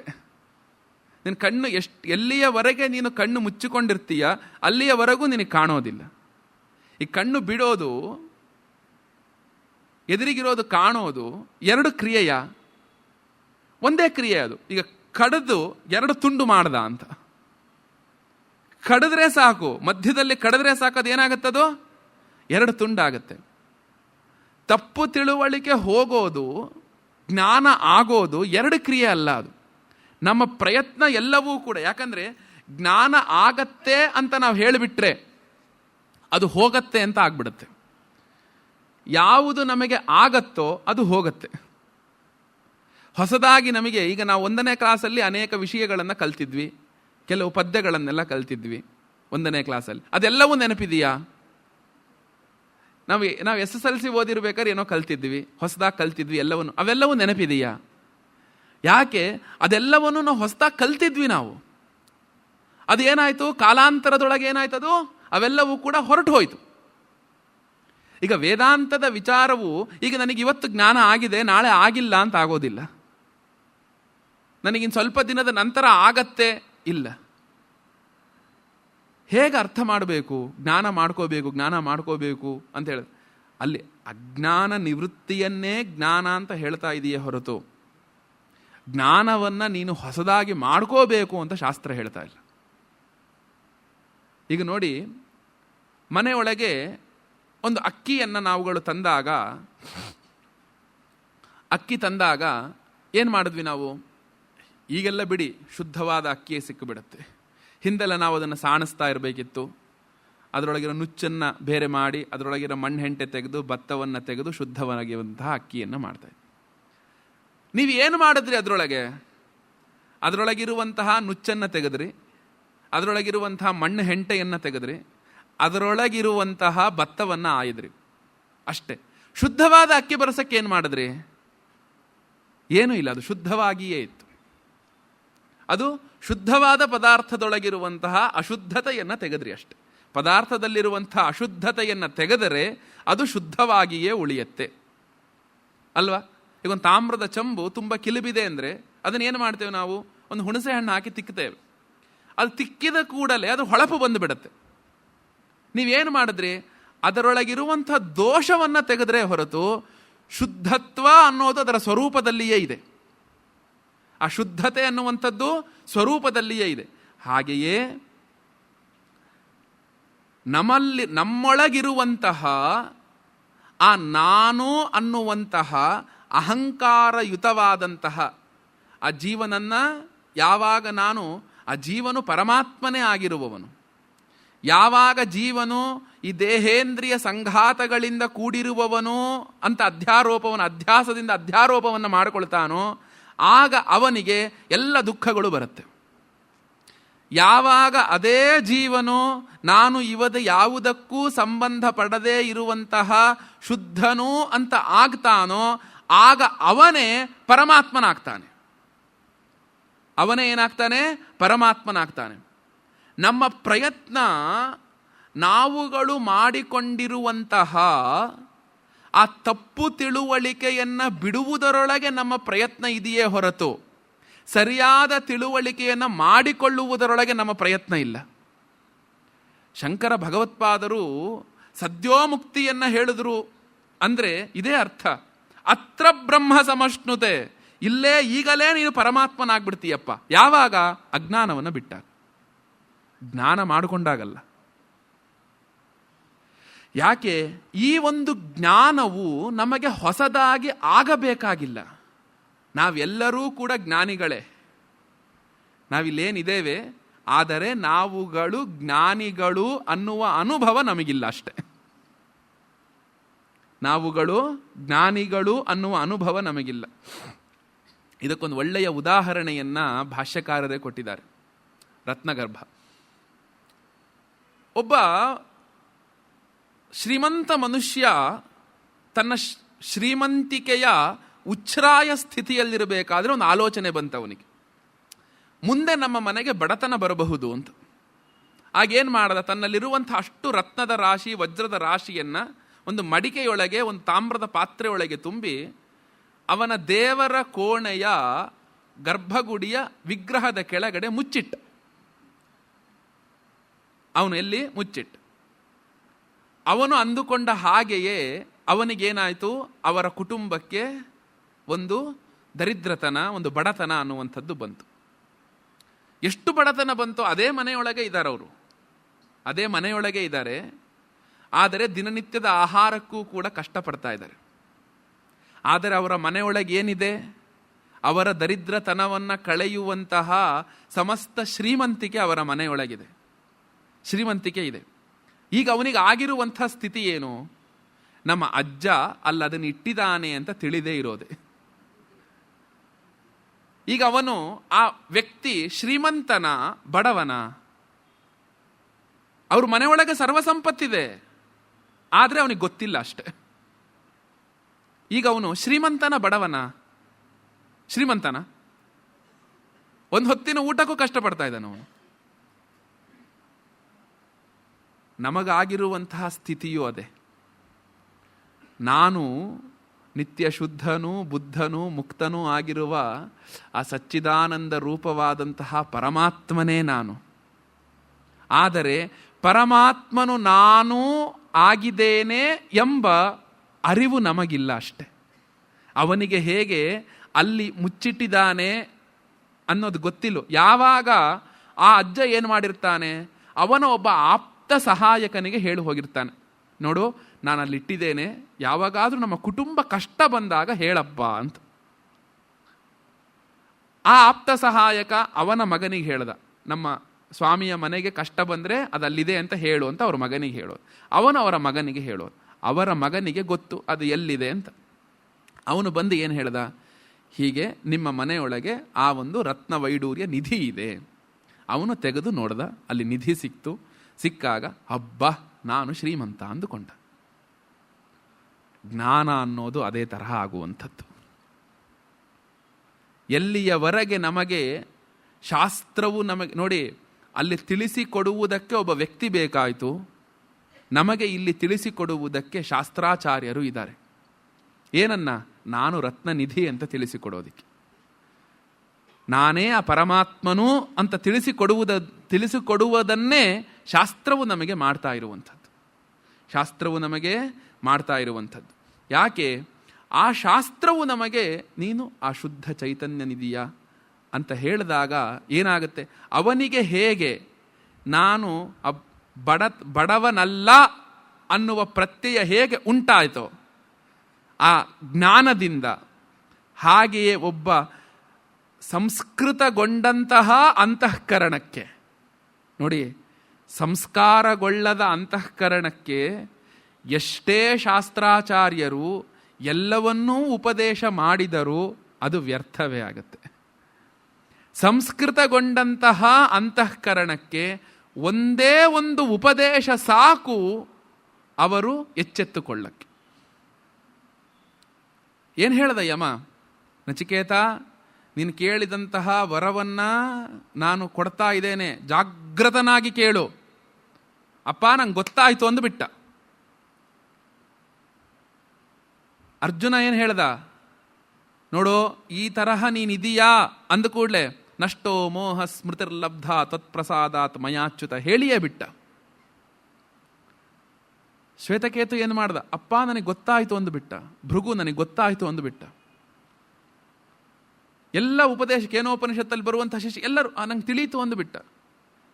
ಆ ತಿಳಿಯಿತು ಅಂದಾಗ ಆ ಒಂದು ಅಂತಃಕರಣದ ಸಿದ್ಧತೆ ಎಷ್ಟಿರಬೇಕು? ನೂರಾರು ಉಪದೇಶ ನೋಡಿ. ಅಪರೋಕ್ಷಾತ್ವಾಚ ಪ್ರತ್ಯಗಾತ್ಮ ಪ್ರಸಿದ್ಧೇಹೇ. ಸಮಸ್ತ ಶಾಸ್ತ್ರಗಳೂ ಕೂಡ ನಮಗೆ ಉಪದೇಶವನ್ನು ಮಾಡ್ತಾ ಇರುವಂಥದ್ದು. ಭಗವಂತನು ಎಲ್ಲೋ ಪರೋಕ್ಷನಲ್ಲ, ಅವನು ಅಪರೋಕ್ಷನು. ಅಪರೋಕ್ಷಾನುಭೂತಿ ಅಂತಲೇ ಶಂಕರ ಭಗವತ್ಪಾದರ ಒಂದು ಪ್ರಕರಣ ಗ್ರಂಥ ಇದೆ. ಅವನು ಅಪ್ರತ್ಯಕ್ಷನಲ್ಲ, ಪ್ರತ್ಯಕ್ಷನು. ನಿಮಗೆಲ್ಲ ಹಿಂದೆ ಗೊತ್ತಿರಬಹುದು, ವೇದಾಂತವನ್ನ ಈ ರೀತಿಯಾಗಿ ಧ್ವನಿವರ್ಧಕ ಇಟ್ಟುಕೊಂಡು ಈ ರೀತಿ ಹೇಳುವಂತಹ ಪರಂಪರೆ ಇರಲಿಲ್ಲ. ಉಪನಿಷತ್ ವಾಕ್ಯಗಳನ್ನು, ಬ್ರಹ್ಮಸೂತ್ರಗಳನ್ನೆಲ್ಲ ಗುಟ್ಟು ಗುಟ್ಟಾಗಿ ಹೇಳಿಕೊಳ್ಳುವಂತಹ ಪದ್ಧತಿ ಇತ್ತು. ಯಾಕೆ ಅಂತ ಕೇಳಿದ್ರೆ ಇದು ರಹಸ್ಯಶಾಸ್ತ್ರ ಅಂತ ಹೇಳೋರು. ಏನಕ್ಕೆ ಇದು ಇಷ್ಟು ಗುಟ್ಟಾಗಿ ಹೇಳ್ತೀರಾ ಅಂದರೆ ರಹಸ್ಯಶಾಸ್ತ್ರ ಅಂತ. ನಮ್ಮ ಗುರುಗಳು ಹೇಳ್ತಿದ್ರು, ಬ್ರಹ್ಮಸೂತ್ರಗಳನ್ನೆಲ್ಲ ಹೇಳಬೇಕಾದ್ರೆ ತಲೆಯ ಮೇಲೆ ಹೊದೆಯ ಪಂಚೆಯನ್ನು ಮುಗುರು ಹಾಕ್ಕೊಂಡು ಹೇಳ್ತಾ ಇದ್ರಂತೆ. ಈ ರೀತಿಯಾಗಿ ಹೀಗೆ ಮಾಡಿಕೊಂಡು ಅವರು ಬ್ರಹ್ಮಸೂತ್ರ ಪಾಠಗಳನ್ನು ಎಲ್ಲವನ್ನೂ ಕೂಡ ಮಾಡ್ತಾ ಇದ್ರು ಅಂತ. ಹೊಳೆನರಸೀಪುರದ ಸಚ್ಚಿದಾನಂದೇಂದ್ರ ಸರಸ್ವತಿ ಸ್ವಾಮಿಗಳವರು ಇದೇ ವಿಚಾರವನ್ನು ಹೇಳಿದ್ರು. ಹೌದು, ವೇದಾಂತ ಶಾಸ್ತ್ರ ರಹಸ್ಯ ಶಾಸ್ತ್ರವೇ. ಏನಕ್ಕಿದು ರಹಸ್ಯ ಶಾಸ್ತ್ರ? ಜೋರಾಗಿ ಹೇಳಿದ್ರೂ ನಮಗೆ ಗೊತ್ತಾಗ್ತಿಲ್ಲ ಅದಕ್ಕೆ. ಇದು ಎಷ್ಟು ಜೋರಾಗಿ ನಾವು ಪದೇ ಪದೇ ನೂರಾರು ಬರಿ ಹೇಳಿದ್ರು ಈ ವಿಷಯ ಏನಾಗ್ತಿಲ್ಲ, ನಮಗೆ ಗೊತ್ತಾಗ್ತಾ ಇಲ್ಲ.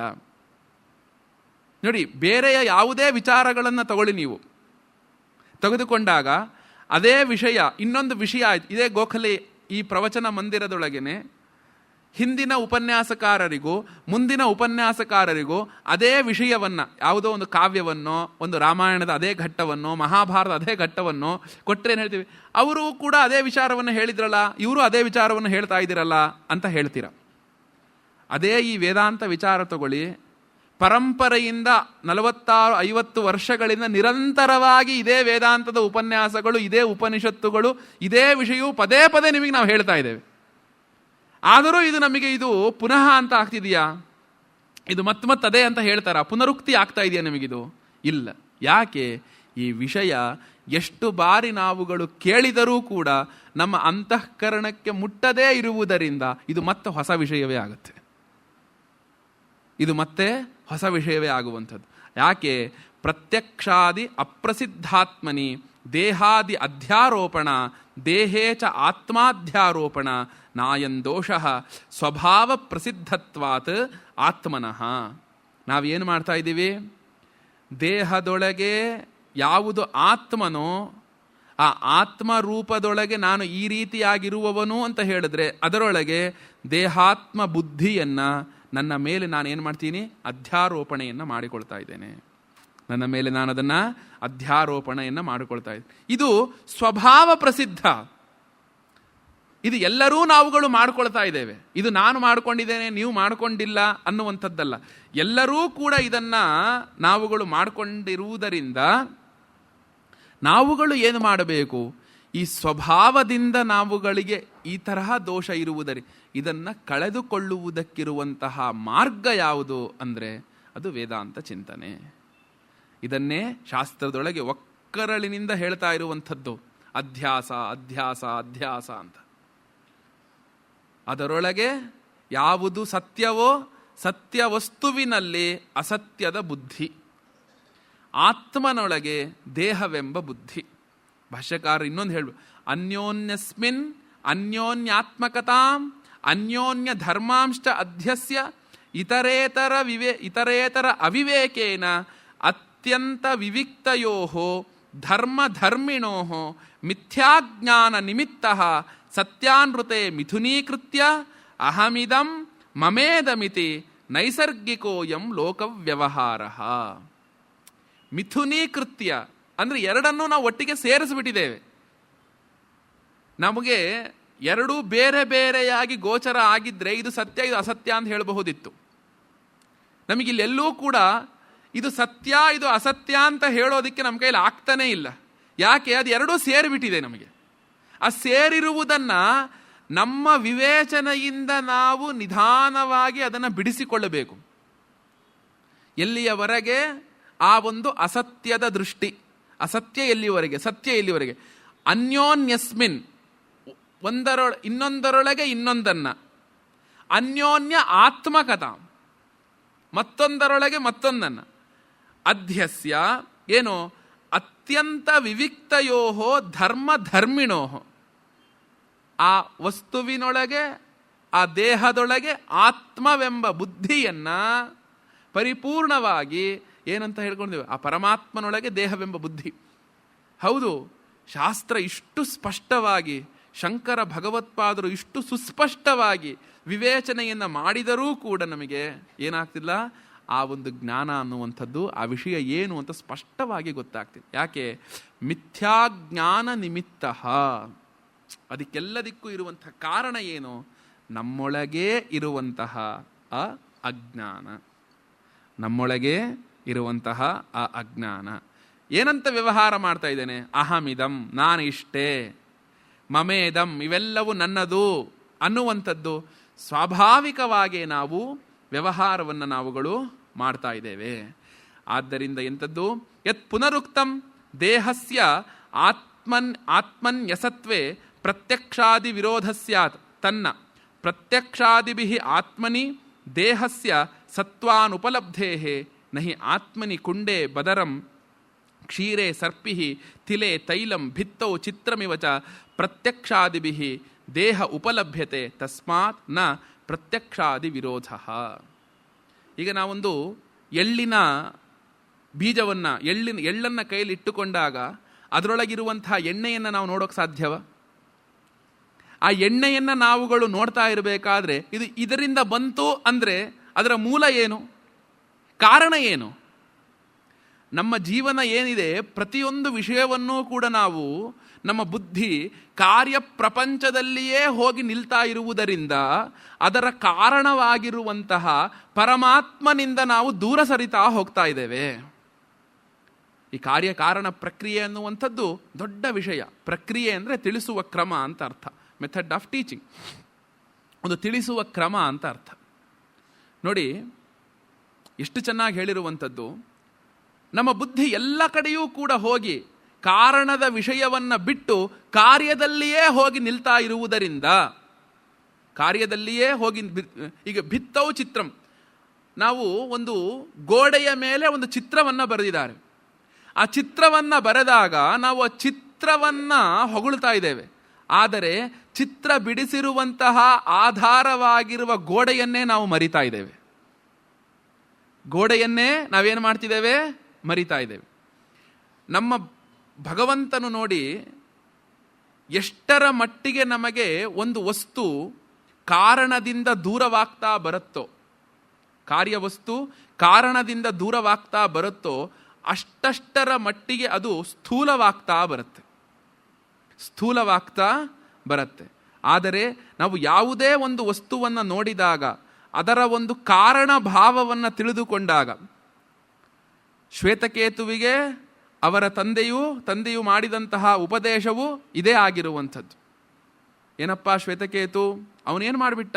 ತುಂಬ ಧೀರನಾಗಿ ಅನೇಕ ವರ್ಷಗಳ ಪಾಠಶಾಲೆಯಲ್ಲಿ ಇದ್ದುಕೊಂಡು ಅವ್ರ ಅಪ್ಪನ ಎದುರಿಗೆ ಒಂದು ಎದೆ ಉಬ್ಬಿಸಿಕೊಂಡು ನಡೀತಾ ಇದ್ದ. ಅಪ್ಪ ಕರೆದ, ಏನಪ್ಪ, ಯಾವ ಒಂದು ವಸ್ತುವನ್ನು ತಿಳಿದುಕೊಂಡರೆ ಎಲ್ಲವನ್ನೂ ತಿಳಿದುಕೊಂಡಂತಾಗುತ್ತದೋ ಆ ವಸ್ತುವನ್ನು ನಿಮ್ಮ ಗುರುಗಳು ತಿಳಿಸಿಕೊಟ್ಟಿದ್ದಾರೇನಪ್ಪ ಅಂತ ಅಪ್ಪ ಕೇಳ್ದ. ಯಾವ ಒಂದು ವಸ್ತುವನ್ನು ನೀನು ತಿಳಿದುಕೊಂಡರೆ ಸರ್ವಂ ವಿಜ್ಞಾತಂ ಭವತೀತಿ, ಎಲ್ಲವನ್ನೂ ತಿಳಿದಂಗಾಗುತ್ತೋ ಅದನ್ನು ನಿನಗೆ ತಿಳಿಸಿಕೊಟ್ಟಿದ್ದಾರೇನಪ್ಪ ಅಂತ ಕೇಳ್ದ. ಅದಕ್ಕೆ ಶ್ವೇತಕೇತು ಏನು ಹೇಳ್ತಾನೆ? ಅಪ್ಪ, ನೀನು ಮಾಡ್ತಿರೋ ಪ್ರಶ್ನೆಯೇ ತಪ್ಪು. ಯಾಕೆ? ಋಗ್ವೇದವನ್ನು ಕಲಿತರೆ ಅಡಿಗೆ ಮಾಡೋದು ಬರುತ್ತಾ? ನಾನು ಅಡಿಗೆ ಪಾಕಶಾಸ್ತ್ರವನ್ನು ನಾನು ಚೆನ್ನಾಗಿ ಅಧ್ಯಯನ ಮಾಡಿದ್ದೇನೆ ಅಂದರೆ ನಾನು ಸಂಸ್ಕೃತವನ್ನು ಹೇಳೋದಕ್ಕೆ ಬರುತ್ತಾ? ಈಗ ನಾನು ವೇದಾಂತವನ್ನು ಹೇಳ್ತೇನೆ ಅಂದರೆ ಸಂಗೀತವನ್ನು ನೀವೇ ಹೇಳಿ ಅಂದರೆ ಬರುತ್ತಾ? ಒಂದು ಶಾಸ್ತ್ರವನ್ನು ಕಲ್ತ್ರೆ, ಒಂದನ್ನು ಕಲ್ತ್ರೆ ಇನ್ನೊಂದು ಹೆಂಗೆ ಬರುತ್ತಪ್ಪ? ಇದು ತಪ್ಪು ಅಂದ. ಅಪ್ಪ ಏನು ಮಾಡ್ದ? 3 ಉದಾಹರಣೆಯನ್ನು ಕೊಟ್ಟ ಅಪ್ಪ. ಮೊದಲಿಗೊಂದು ಮಣ್ಣಿನ ಮುದ್ದೆಯನ್ನು ಇಟ್ಟ. ಮಣ್ಣಿನ ಮುದ್ದೆಯನ್ನಿಟ್ಟು ಅದರ ಮುಂದೆ ಅನೇಕ ಪಾತ್ರೆಗಳನ್ನು ಇಟ್ಟು ತೋರಿಸ್ತಾ, ನೋಡಿ ಇದಕ್ಕೆ ಮಡಿಕೆ ಅಂತಾರೆ, ಇದಕ್ಕೆ ಕುಡಿಕೆ ಅಂತಾರೆ, ಇದಕ್ಕೆ ಶರಾವೆ ಅಂತಾರೆ, ಇದಕ್ಕೆ ದೀಪ ಅಂತಾರೆ, ಇದಕ್ಕೆ ಇನ್ನೊಂದು ಅಂತಾರೆ. ಆದರೆ ಇದೆಲ್ಲವನ್ನೂ ನೀನು ಬೇರೆ ಬೇರೆಯಾಗಿ ಅರಿತಾ ಇದೀಯ. ಆದರೆ ಒಂದನ್ನು ಅರ್ಥ ಬಿಟ್ರೆ, ಯಾವುದು ಮಣ್ಣು ಅಂತ ನೀ ಇದನ್ನು ತಿಳ್ಕೊಂಡು ಬಿಟ್ರೆ ಅವೆಲ್ಲವನ್ನೂ ನೀನು ಅರಿಬೇಕಾಗಿಲ್ಲ. ಅಪ್ಪ 2ನೇ ಉದಾಹರಣೆಗೆ ಹೋದ. ಒಂದು ಚಿನ್ನದ ಮುದ್ದೆಯನ್ನಿಟ್ಟ, ಅದರ ಮುಂದೆ ಎಲ್ಲ ಚಿನ್ನದ ಆಭರಣಗಳನ್ನಿಟ್ಟ. ನೋಡು, ಇದನ್ನು ನೀನು ಬಳೆ ಅಂತ ತಿಳ್ಕೊ, ಇದು ಸರ, ಇದು ಮೂಗುತಿ, ಇದು ಬೆಂಡೋಲೆ, ಎಲ್ಲವನ್ನೂ ನೀನು ತಿಳಿದುಕೊಂಡೆ, ಎಲ್ಲ ಮಾಡಿದೆ. ಆದರೆ ಇವೆಲ್ಲವೂ ಏನಾಗಿರುವಂಥದ್ದು? ಚಿನ್ನವೇ ಆಗಿರುವಂಥದ್ದು. ಏಕಸ್ಮಿನ್ ವಿಜ್ಞಾತೆ ಸರ್ವಮಿದಂ ವಿಜ್ಞಾತಂ ಭವತೀತಿ. ನಂತರ ಕಬ್ಬಿಣದ ಉದಾಹರಣೆಯನ್ನು ಕೊಟ್ಟ. ಆಗ ಶ್ವೇತಕೇತುಗನ್ನಿಸ್ತು, ಅಪ್ಪ, ನಿನಗೆ ನಾನು ಶಿಷ್ಯನಾಗಿ ಬಂದಿದ್ದೇನೆ, ನನಗೆ ಉಪದೇಶ ಮಾಡು. ಆಗ ಅಪ್ಪ ಏನು ಮಾಡ್ದ? ಅಲ್ಲಿ ಕಾರ್ಯಕಾರಣ ಪ್ರಕ್ರಿಯೆಯ ಜೊತೆಗೆ ಭಗವಂತನನ್ನು ಅವನು ತಿಳಿಸಿಕೊಟ್ಟ. ನೋಡು, ನಮಗೆ ಅದು ಬಳೆ ಅನ್ನುವಂಥದ್ದೊಂದು ಅಧ್ಯಾರ. ಇದೇನಿದು? ಇದು ಪಂಚೆ, ಇದು ಶಲ್ಯ. ಇದು ಶಲ್ಯ ಅಂತ ನಾವುಗಳು ಅಂದುಕೊಂಡಾಗ ನಾವು ಶಲ್ಯ ಅಂತೆಲ್ಲ ವ್ಯವಹಾರವನ್ನು ಮಾಡ್ತಾ ಇದ್ದೇವೆ. ಯಾವಾಗ ನಮ್ಮ ಬುದ್ಧಿ ಇದರೊಳಗಿರುವಂತಹ ನಾನು ಈ ಒಂದು ಹಾಸು ನೂಲನ್ನು ಇದರ ಒಂದು ಹೊಕ್ಕು ನೂಲನ್ನು ತೆಗಿತಾ ಬಂದೆ ಅಂದರೆ ಇದೇನಿದು? ನೂಲು. ಇದೇನಿದು? ನೂಲು. ಇದನ್ನೆಲ್ಲವನ್ನು ನೀವು ಒಂದೊಂದೇ ದಾರವನ್ನು ಹೀಗೊಂದು ಹೀಗೊಂದು ಹೀಗೊಂದು ಹೀಗೊಂದು ತೆಗಿತಾ ಬಂದರೆ ಅದು ಏನಾಗುತ್ತದು? ನೂಲಿನ ಮುದ್ದೆ ಆಗತ್ತೆ. ಹಾಗಾದರೆ ಇದು ನೂಲ ಪಂಚಯ. ಆ ನೂಲನ್ನು ಜೋರಾಗಿ ನಾನು ವಿಂಗಡಿಸಿಬಿಟ್ರೆ ಅದರಿಂದ ಒಂದು ಹತ್ತಿಯ ಮುದ್ದೆ ಆಗತ್ತೆ. ಅದು ಹತ್ತಿಯ, ಅದು ನೂಲ, ಅದು ಪಂಚಯ. ಅದು ಪಂಚಯ. ಯಾವಾಗ ನಮ್ಮ ಬುದ್ಧಿ ಕಾರ್ಯದ ವಿಷಯದೊಳಗೆ ವ್ಯವಹಾರವನ್ನು ಮಾಡ್ತಾ ಇರುತ್ತೆ, ಆಗ ನಮ್ಮ ಬುದ್ಧಿ ಆ ಕಾರ್ಯಕ್ಕಿರುವಂತಹ ಕಾರಣವನ್ನು ಮರೆತು ವ್ಯವಹಾರವನ್ನು ಮಾಡ್ತಾ ಇರುತ್ತೆ. ಕಾರಣವನ್ನು ಮರೆತು ವ್ಯವಹಾರವನ್ನು ಮಾಡ್ತಾ ಇರುತ್ತೆ. ಎಷ್ಟೆಷ್ಟರ ಮಟ್ಟಿಗೆ ನಾವು ಕಾರಣದಿಂದ ಹೊರಗಡೆ ತರ್ತೇವೋ ಅಷ್ಟಷ್ಟರ ಮಟ್ಟಿಗೆ ನಾವು ಮೂಲ ವಸ್ತುವಿನಿಂದ ದೂರವಾಗ್ತಾ ಬರ್ತೇವೆ. ಈಗ ನೋಡಿ, ಹಾಲು ಅನ್ನುವಂಥದ್ದೊಂದು ಕಾರಣ ಅಂತ ಅಂದುಕೊಂಡಾಗ ಅದರ ಕಾರ್ಯ ಮೊಸರಾಯಿತು. ಮೊಸರು ಅನ್ನುವುದು ಕಾರಣ ಅಂತ ಅಂದುಕೊಂಡಾಗ ಅದರ ಬೆಣ್ಣೆ ಕಾರ್ಯವಾಯಿತು. ಬೆಣ್ಣೆ ಅನ್ನುವಂಥದ್ದು ಕಾರಣ ಅಂತ ಅಂದುಕೊಂಡಾಗ ತುಪ್ಪ ಕಾರ್ಯವಾಯಿತು. ಈಗ ನಾವು ತುಪ್ಪವನ್ನು, ಹಾಲು ಒಂದು ದಿನ ಬದುಕಿದ್ರೆ ಮೊಸರು 2-3 ದಿನ ಬದುಕತ್ತೆ, ಬೆಣ್ಣೆ 1 ತಿಂಗಳು ಬದುಕತ್ತೆ, ತುಪ್ಪ ವರ್ಷ ಬದುಕತ್ತೆ. ತುಪ್ಪ ವರ್ಷ ಬದುಕತ್ತೆ.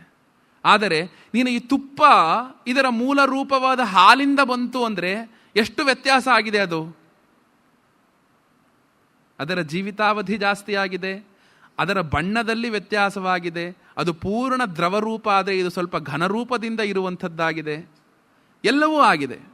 ಆದರೆ ಇದರ ಮೂಲ ರೂಪ ಯಾವುದು? ಹಾಲೇ ಆಗಿರುವಂಥದ್ದು.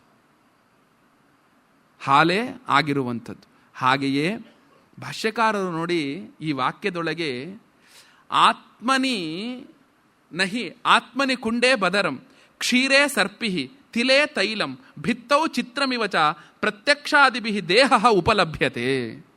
ಹೇಗೆ ನಾವು ಇವೆಲ್ಲದರೊಳಗೂ ಕೂಡ ಅದರ ಒಂದು ಹಿಂದಿರುವಂತಹ ರೂಪವನ್ನು ಮರೆತು ಅದು ಮುಂದಕ್ಕೆ ಕಾಣುತ್ತಿರುವಂತಹ ರೂಪದೊಳಗೆ ನಮ್ಮ ಅಂತಃಕರಣವನ್ನು ಇಟ್ಟುಕೊಂಡು ಆ ವಸ್ತುವನ್ನು ನಾವುಗಳು ನೋಡ್ತಾ ಇರಬೇಕಾದಾಗ ಏನಾಗುತ್ತೆ? ಆ ವಸ್ತುವಿನ ಮೂಲ ರೂಪದಿಂದ ನಾವು ಅತಿಯಾಗಿ ಹೊರಗಡೆಗೆ ಬರ್ತಾ ಇದ್ದೇವೆ. ಅವೆಲ್ಲವೂ ಏನಾಗಿದೆ? ಅದರ ಮೇಲೆ ಒಂದು ಅಧ್ಯಾರೋಪವನ್ನು, ಅಧ್ಯಾಸವನ್ನು ನಾವುಗಳು ಮಾಡಿಕೊಳ್ತಾ ಇದ್ದೇವೆ.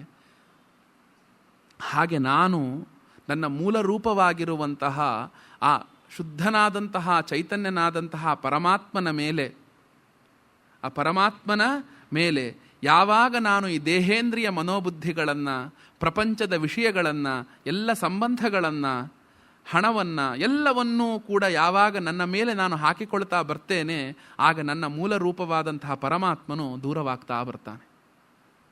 ಏನಾಗ್ತಾ ಬರ್ತಾನೆ? ದೂರವಾಗ್ತಾ ಬರ್ತಾನೆ.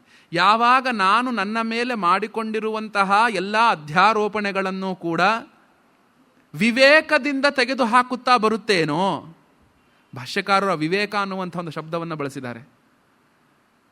ನಾನು ಸುಮ್ಮನೆ ಆಯಿತು ಹೋಯ್ತು ಹೋಯ್ತು ಹೋಯ್ತು. ಈಗ ನಾವು ಯೋಗ ಸಾಧನೆಗೆ ಕೂತಾಗ ಪತಂಜಲಿಗಳ ಯೋಗ ಸೂತ್ರವನ್ನು ನಾವುಗಳು ಅಧ್ಯಯನ ಮಾಡಬೇಕಾದ್ರೆ ನಮ್ಮ ಅಂತಃಕರಣದೊಳಗಿರುವಂತಹ ಪ್ರತ್ಯಯಗಳು ಹೇಳ್ತಾ ಬರುತ್ತೆ, ಅನೇಕ ಆಲೋಚನೆಗಳು ಹೇಳ್ತಾ ಬರುತ್ತೆ. ಅದನ್ನು ನಾನು ವಿವೇಕದಿಂದ ತೆಗೆದು ಹಾಕದೇ ಇದ್ದಾಗ, ಅದಕ್ಕೆ ಹಠಯೋಗ, ಅದನ್ನು ಏನು ಮಾಡ್ತೀವಿ? ಒಂದು ಆಲೋಚನೆ ಬಂದು ಕೂಡ ಅದನ್ನು ಚುಚ್ಚುತ್ತೀವಿ, ನೀ ಬರಬೇಡ.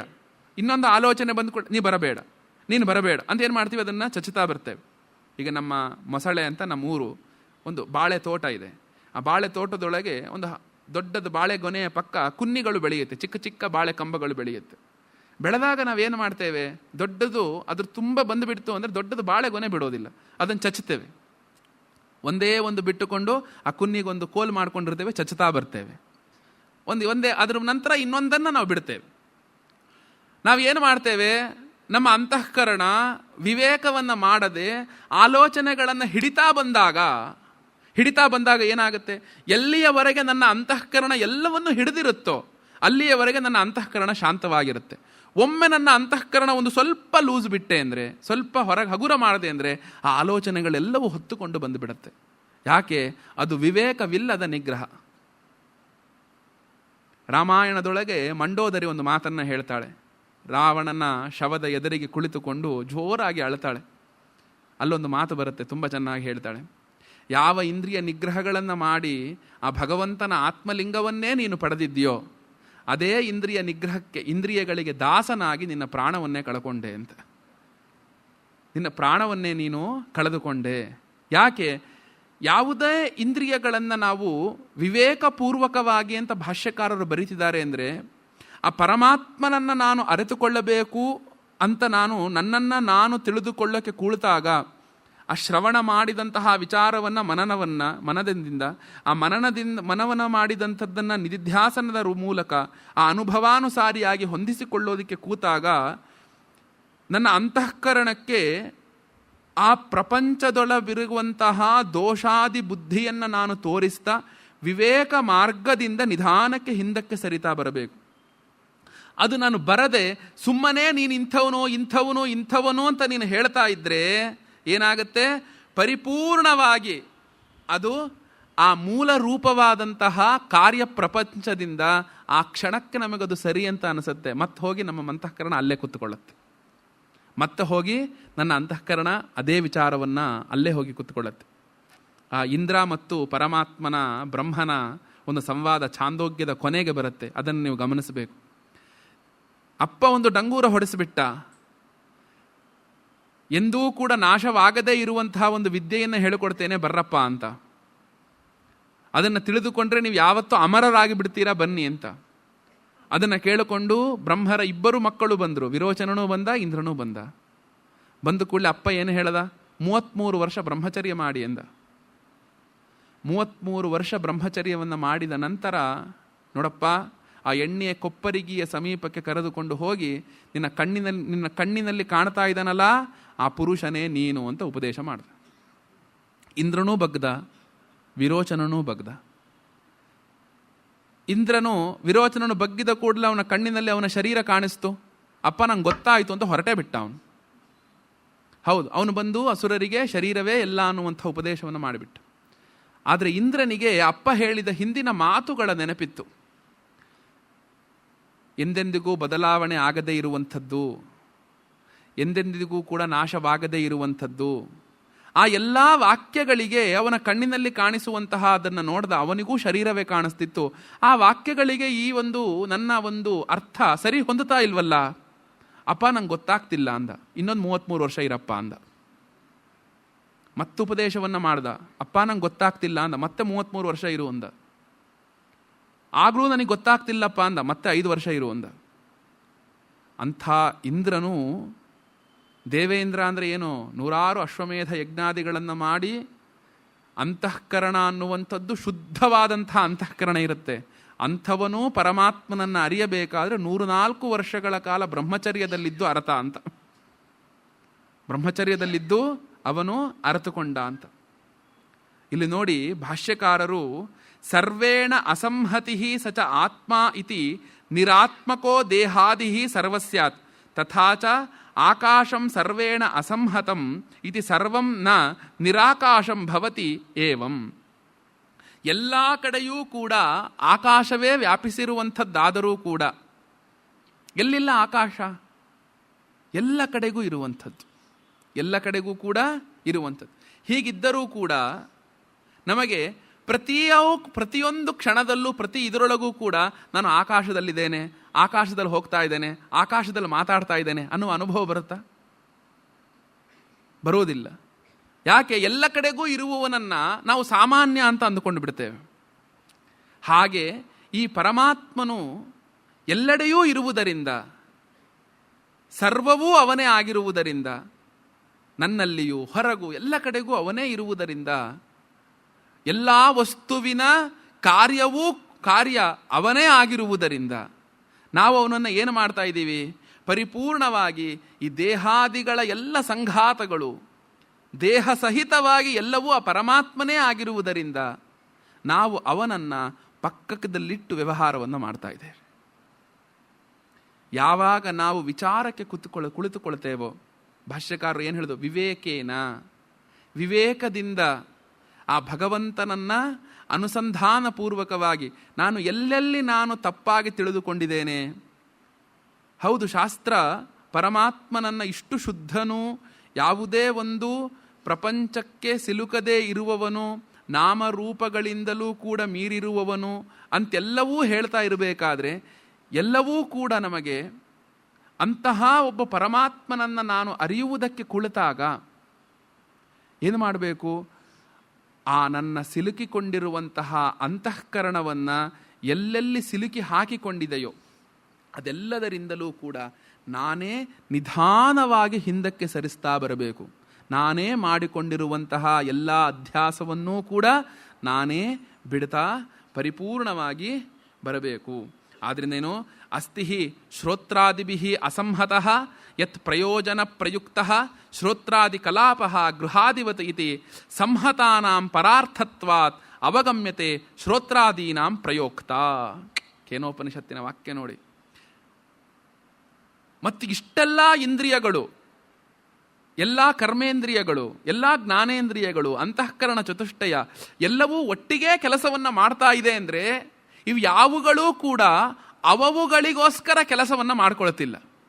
ಇವೆಲ್ಲವೂ ಒಟ್ಟಿಗೆ ಇರುವುದು ಯಾರೋ ಇನ್ನೊಬ್ಬನಿಗೋಸ್ಕರ. ಸಂಹತಾನಾಂ ಪರಾರ್ಥತ್ವ, ಇದೊಂದು ನ್ಯಾಯ. ಇದು 10 ಜನ ಕೆಲಸ ಮಾಡ್ತೀಯಾರೆ ಅಂದರೆ ಅದು 11ನೇವನಿಗೋಸ್ಕರವೇ ಕೆಲಸ ಮಾಡ್ತಿರ್ತಾರೆ ಅಂತ. 11ನೇವನಿಗೆ. ಹಾಗೆಯೇ ಇಷ್ಟೆಲ್ಲ ಇಂದ್ರಿಯಗಳು ಎಲ್ಲವೂ ಕೂಡ ಯಾರಿಗೋಸ್ಕರ ಕೆಲಸವನ್ನು ಮಾಡ್ತಾ ಇದೆ? ಆ ಪರಮಾತ್ಮನ ಒಂದು ಅಣತಿಯಂತೆ ಆ ಪರಮಾತ್ಮನಿಗೋಸ್ಕರವೇ ಎಲ್ಲವೂ ಕೂಡ ಮಾಡ್ತಾ ಇರುವಂಥದ್ದು. ಪರಮಾತ್ಮನಿಗೋಸ್ಕರವೇ ಎಲ್ಲವೂ ಕೂಡ ಮಾಡ್ತಿರುವಂಥದ್ದು. ಹೀಗಿರುವುದರಿಂದ, ಸ್ಥಿತಿ ಈ ರೀತಿಯಾಗಿರುವುದರಿಂದ ನಾವುಗಳು ಏನು ಮಾಡಬೇಕು? ನಮ್ಮ ಅಂತಃಕರಣ ಯಾವ ಯಾವ ಜಾಗದೊಳಗೆ, ಯಾವ ಯಾವ ಜಾಗದಲ್ಲಿ ತಪ್ಪಾಗಿ ತಿಳಿದುಕೊಂಡಿದೆಯೋ ಆ ತಪ್ಪಾಗಿ ತಿಳಿದುಕೊಂಡಿರುವಂತಹ ಎಲ್ಲ ವಿಷಯಗಳನ್ನು ಕೂಡ ನಾವುಗಳು ಸರಿಯಾದಂತಹ ಒಂದು ಶಾಸ್ತ್ರದೊಳಗೆ ಹೇಗೆ ಹೇಳಿದೆಯೋ, ಎಲ್ಲಕ್ಕೂ ಕೂಡ ನಮಗೆ ಕೊನೆಯ ಪ್ರಮಾಣ ಯಾವುದು? ಶಾಸ್ತ್ರವೇ ಪ್ರಮಾಣ. ಶಾಸ್ತ್ರವೇ ಪ್ರಮಾಣವಾಗಿರುವಂಥದ್ದು. ಆ ಶಾಸ್ತ್ರ ಪ್ರಾಮಾಣ್ಯದಂತೆ ವಿಚಾರವನ್ನು ಮಾಡ್ತಾ ಹೋದಾಗ ನಾವುಗಳು ಮಾಡಿಕೊಂಡಿರುವಂಥ ಎಲ್ಲ ತಪ್ಪು ತಿಳುವಳಿಕೆಗಳು ಕೂಡ, ಅಧ್ಯಾಸವೂ ಕೂಡ ನಿಧಾನವಾಗಿ ನಾಶವಾಗ್ತಾ ಬರುತ್ತೆ. ದೇಹಾತ್ಮ ಪ್ರತ್ಯಯೋ ಯದ್ವತ್ ಪ್ರಮಾಣತ್ವೇನ ಕಲ್ಪಿತಃ ಲೌಕಿಕಂ ತದ್ವದೇವೇದಂ ಪ್ರಮಾಣಂ ತ್ವಾತ್ಮನಿಶ್ಚಯಾತ್. ಭಾಷ್ಯಕಾರರು ಸೂತ್ರ ಭಾಷ್ಯದಲ್ಲಿ ಈ ಶ್ಲೋಕವನ್ನು ಉದಾಹರಣೆ ಮಾಡಿರುವಂಥದ್ದು. ಈ ಶ್ಲೋಕ ದೇಹಾತ್ಮ ಪ್ರತ್ಯಯೋ ಯದ್ವತ್ ಪ್ರಮಾಣತ್ವೇನ ಕಲ್ಪಿತಃ. ಎಲ್ಲಿಯವರೆಗೆ ನಾವು ಈ ಒಂದು ದೇಹಾತ್ಮ ಪ್ರತ್ಯಯವನ್ನು, ನನ್ನ ಮೇಲೆ ನಾನು ಈ ದೇಹವನ್ನು ಪರಿಪೂರ್ಣವಾಗಿ ಕಲ್ಪಿತಃ, ನಾವಿದನ್ನು ಕಲ್ಪಿಸಿಕೊಂಡಿರುವಂಥದ್ದಿದು. ಕಲ್ಪನೆ ಅಂದರೆ ಏನರ್ಥ? ಅದು ನಿಜವಾಗಲೂ ಇಲ್ಲ ಅಂತ ಅರ್ಥ. ಈಗ ನೀವು ನಮ್ಮ ತಂದೆ ತರಹ ಕಾಣಿಸ್ತೀರ ಅಂದರೆ ಏನರ್ಥ? ನಮ್ಮ ತಂದೆ ನೀವಲ್ಲ ಅಂತ ಅರ್ಥ. ತಂದೆ ತರಹ ಅಂತ ಹೇಳಿದ ಕೂಡಲೇ ನೀವು ನಮ್ಮ ತಂದೆ ಅಲ್ಲ ಅಂತಲೇ ಅರ್ಥ.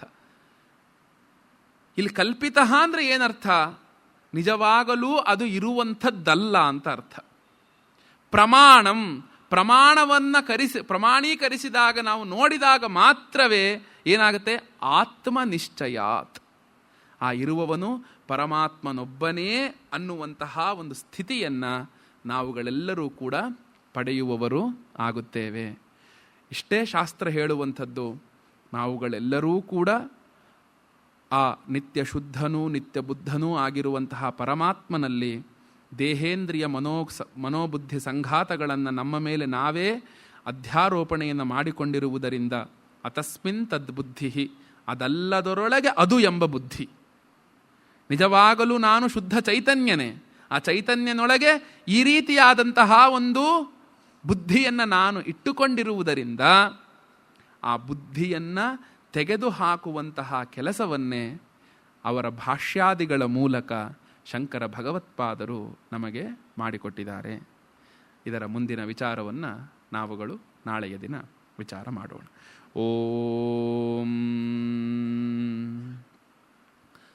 ಶಾಂತಿ ಶಾಂತಿ ಶಾಂತಿ. ಓಂ ತತ್ಸತ್. ಕೃಷ್ಣಾರ್ಪಣಂ ಅಸ್ತೂ.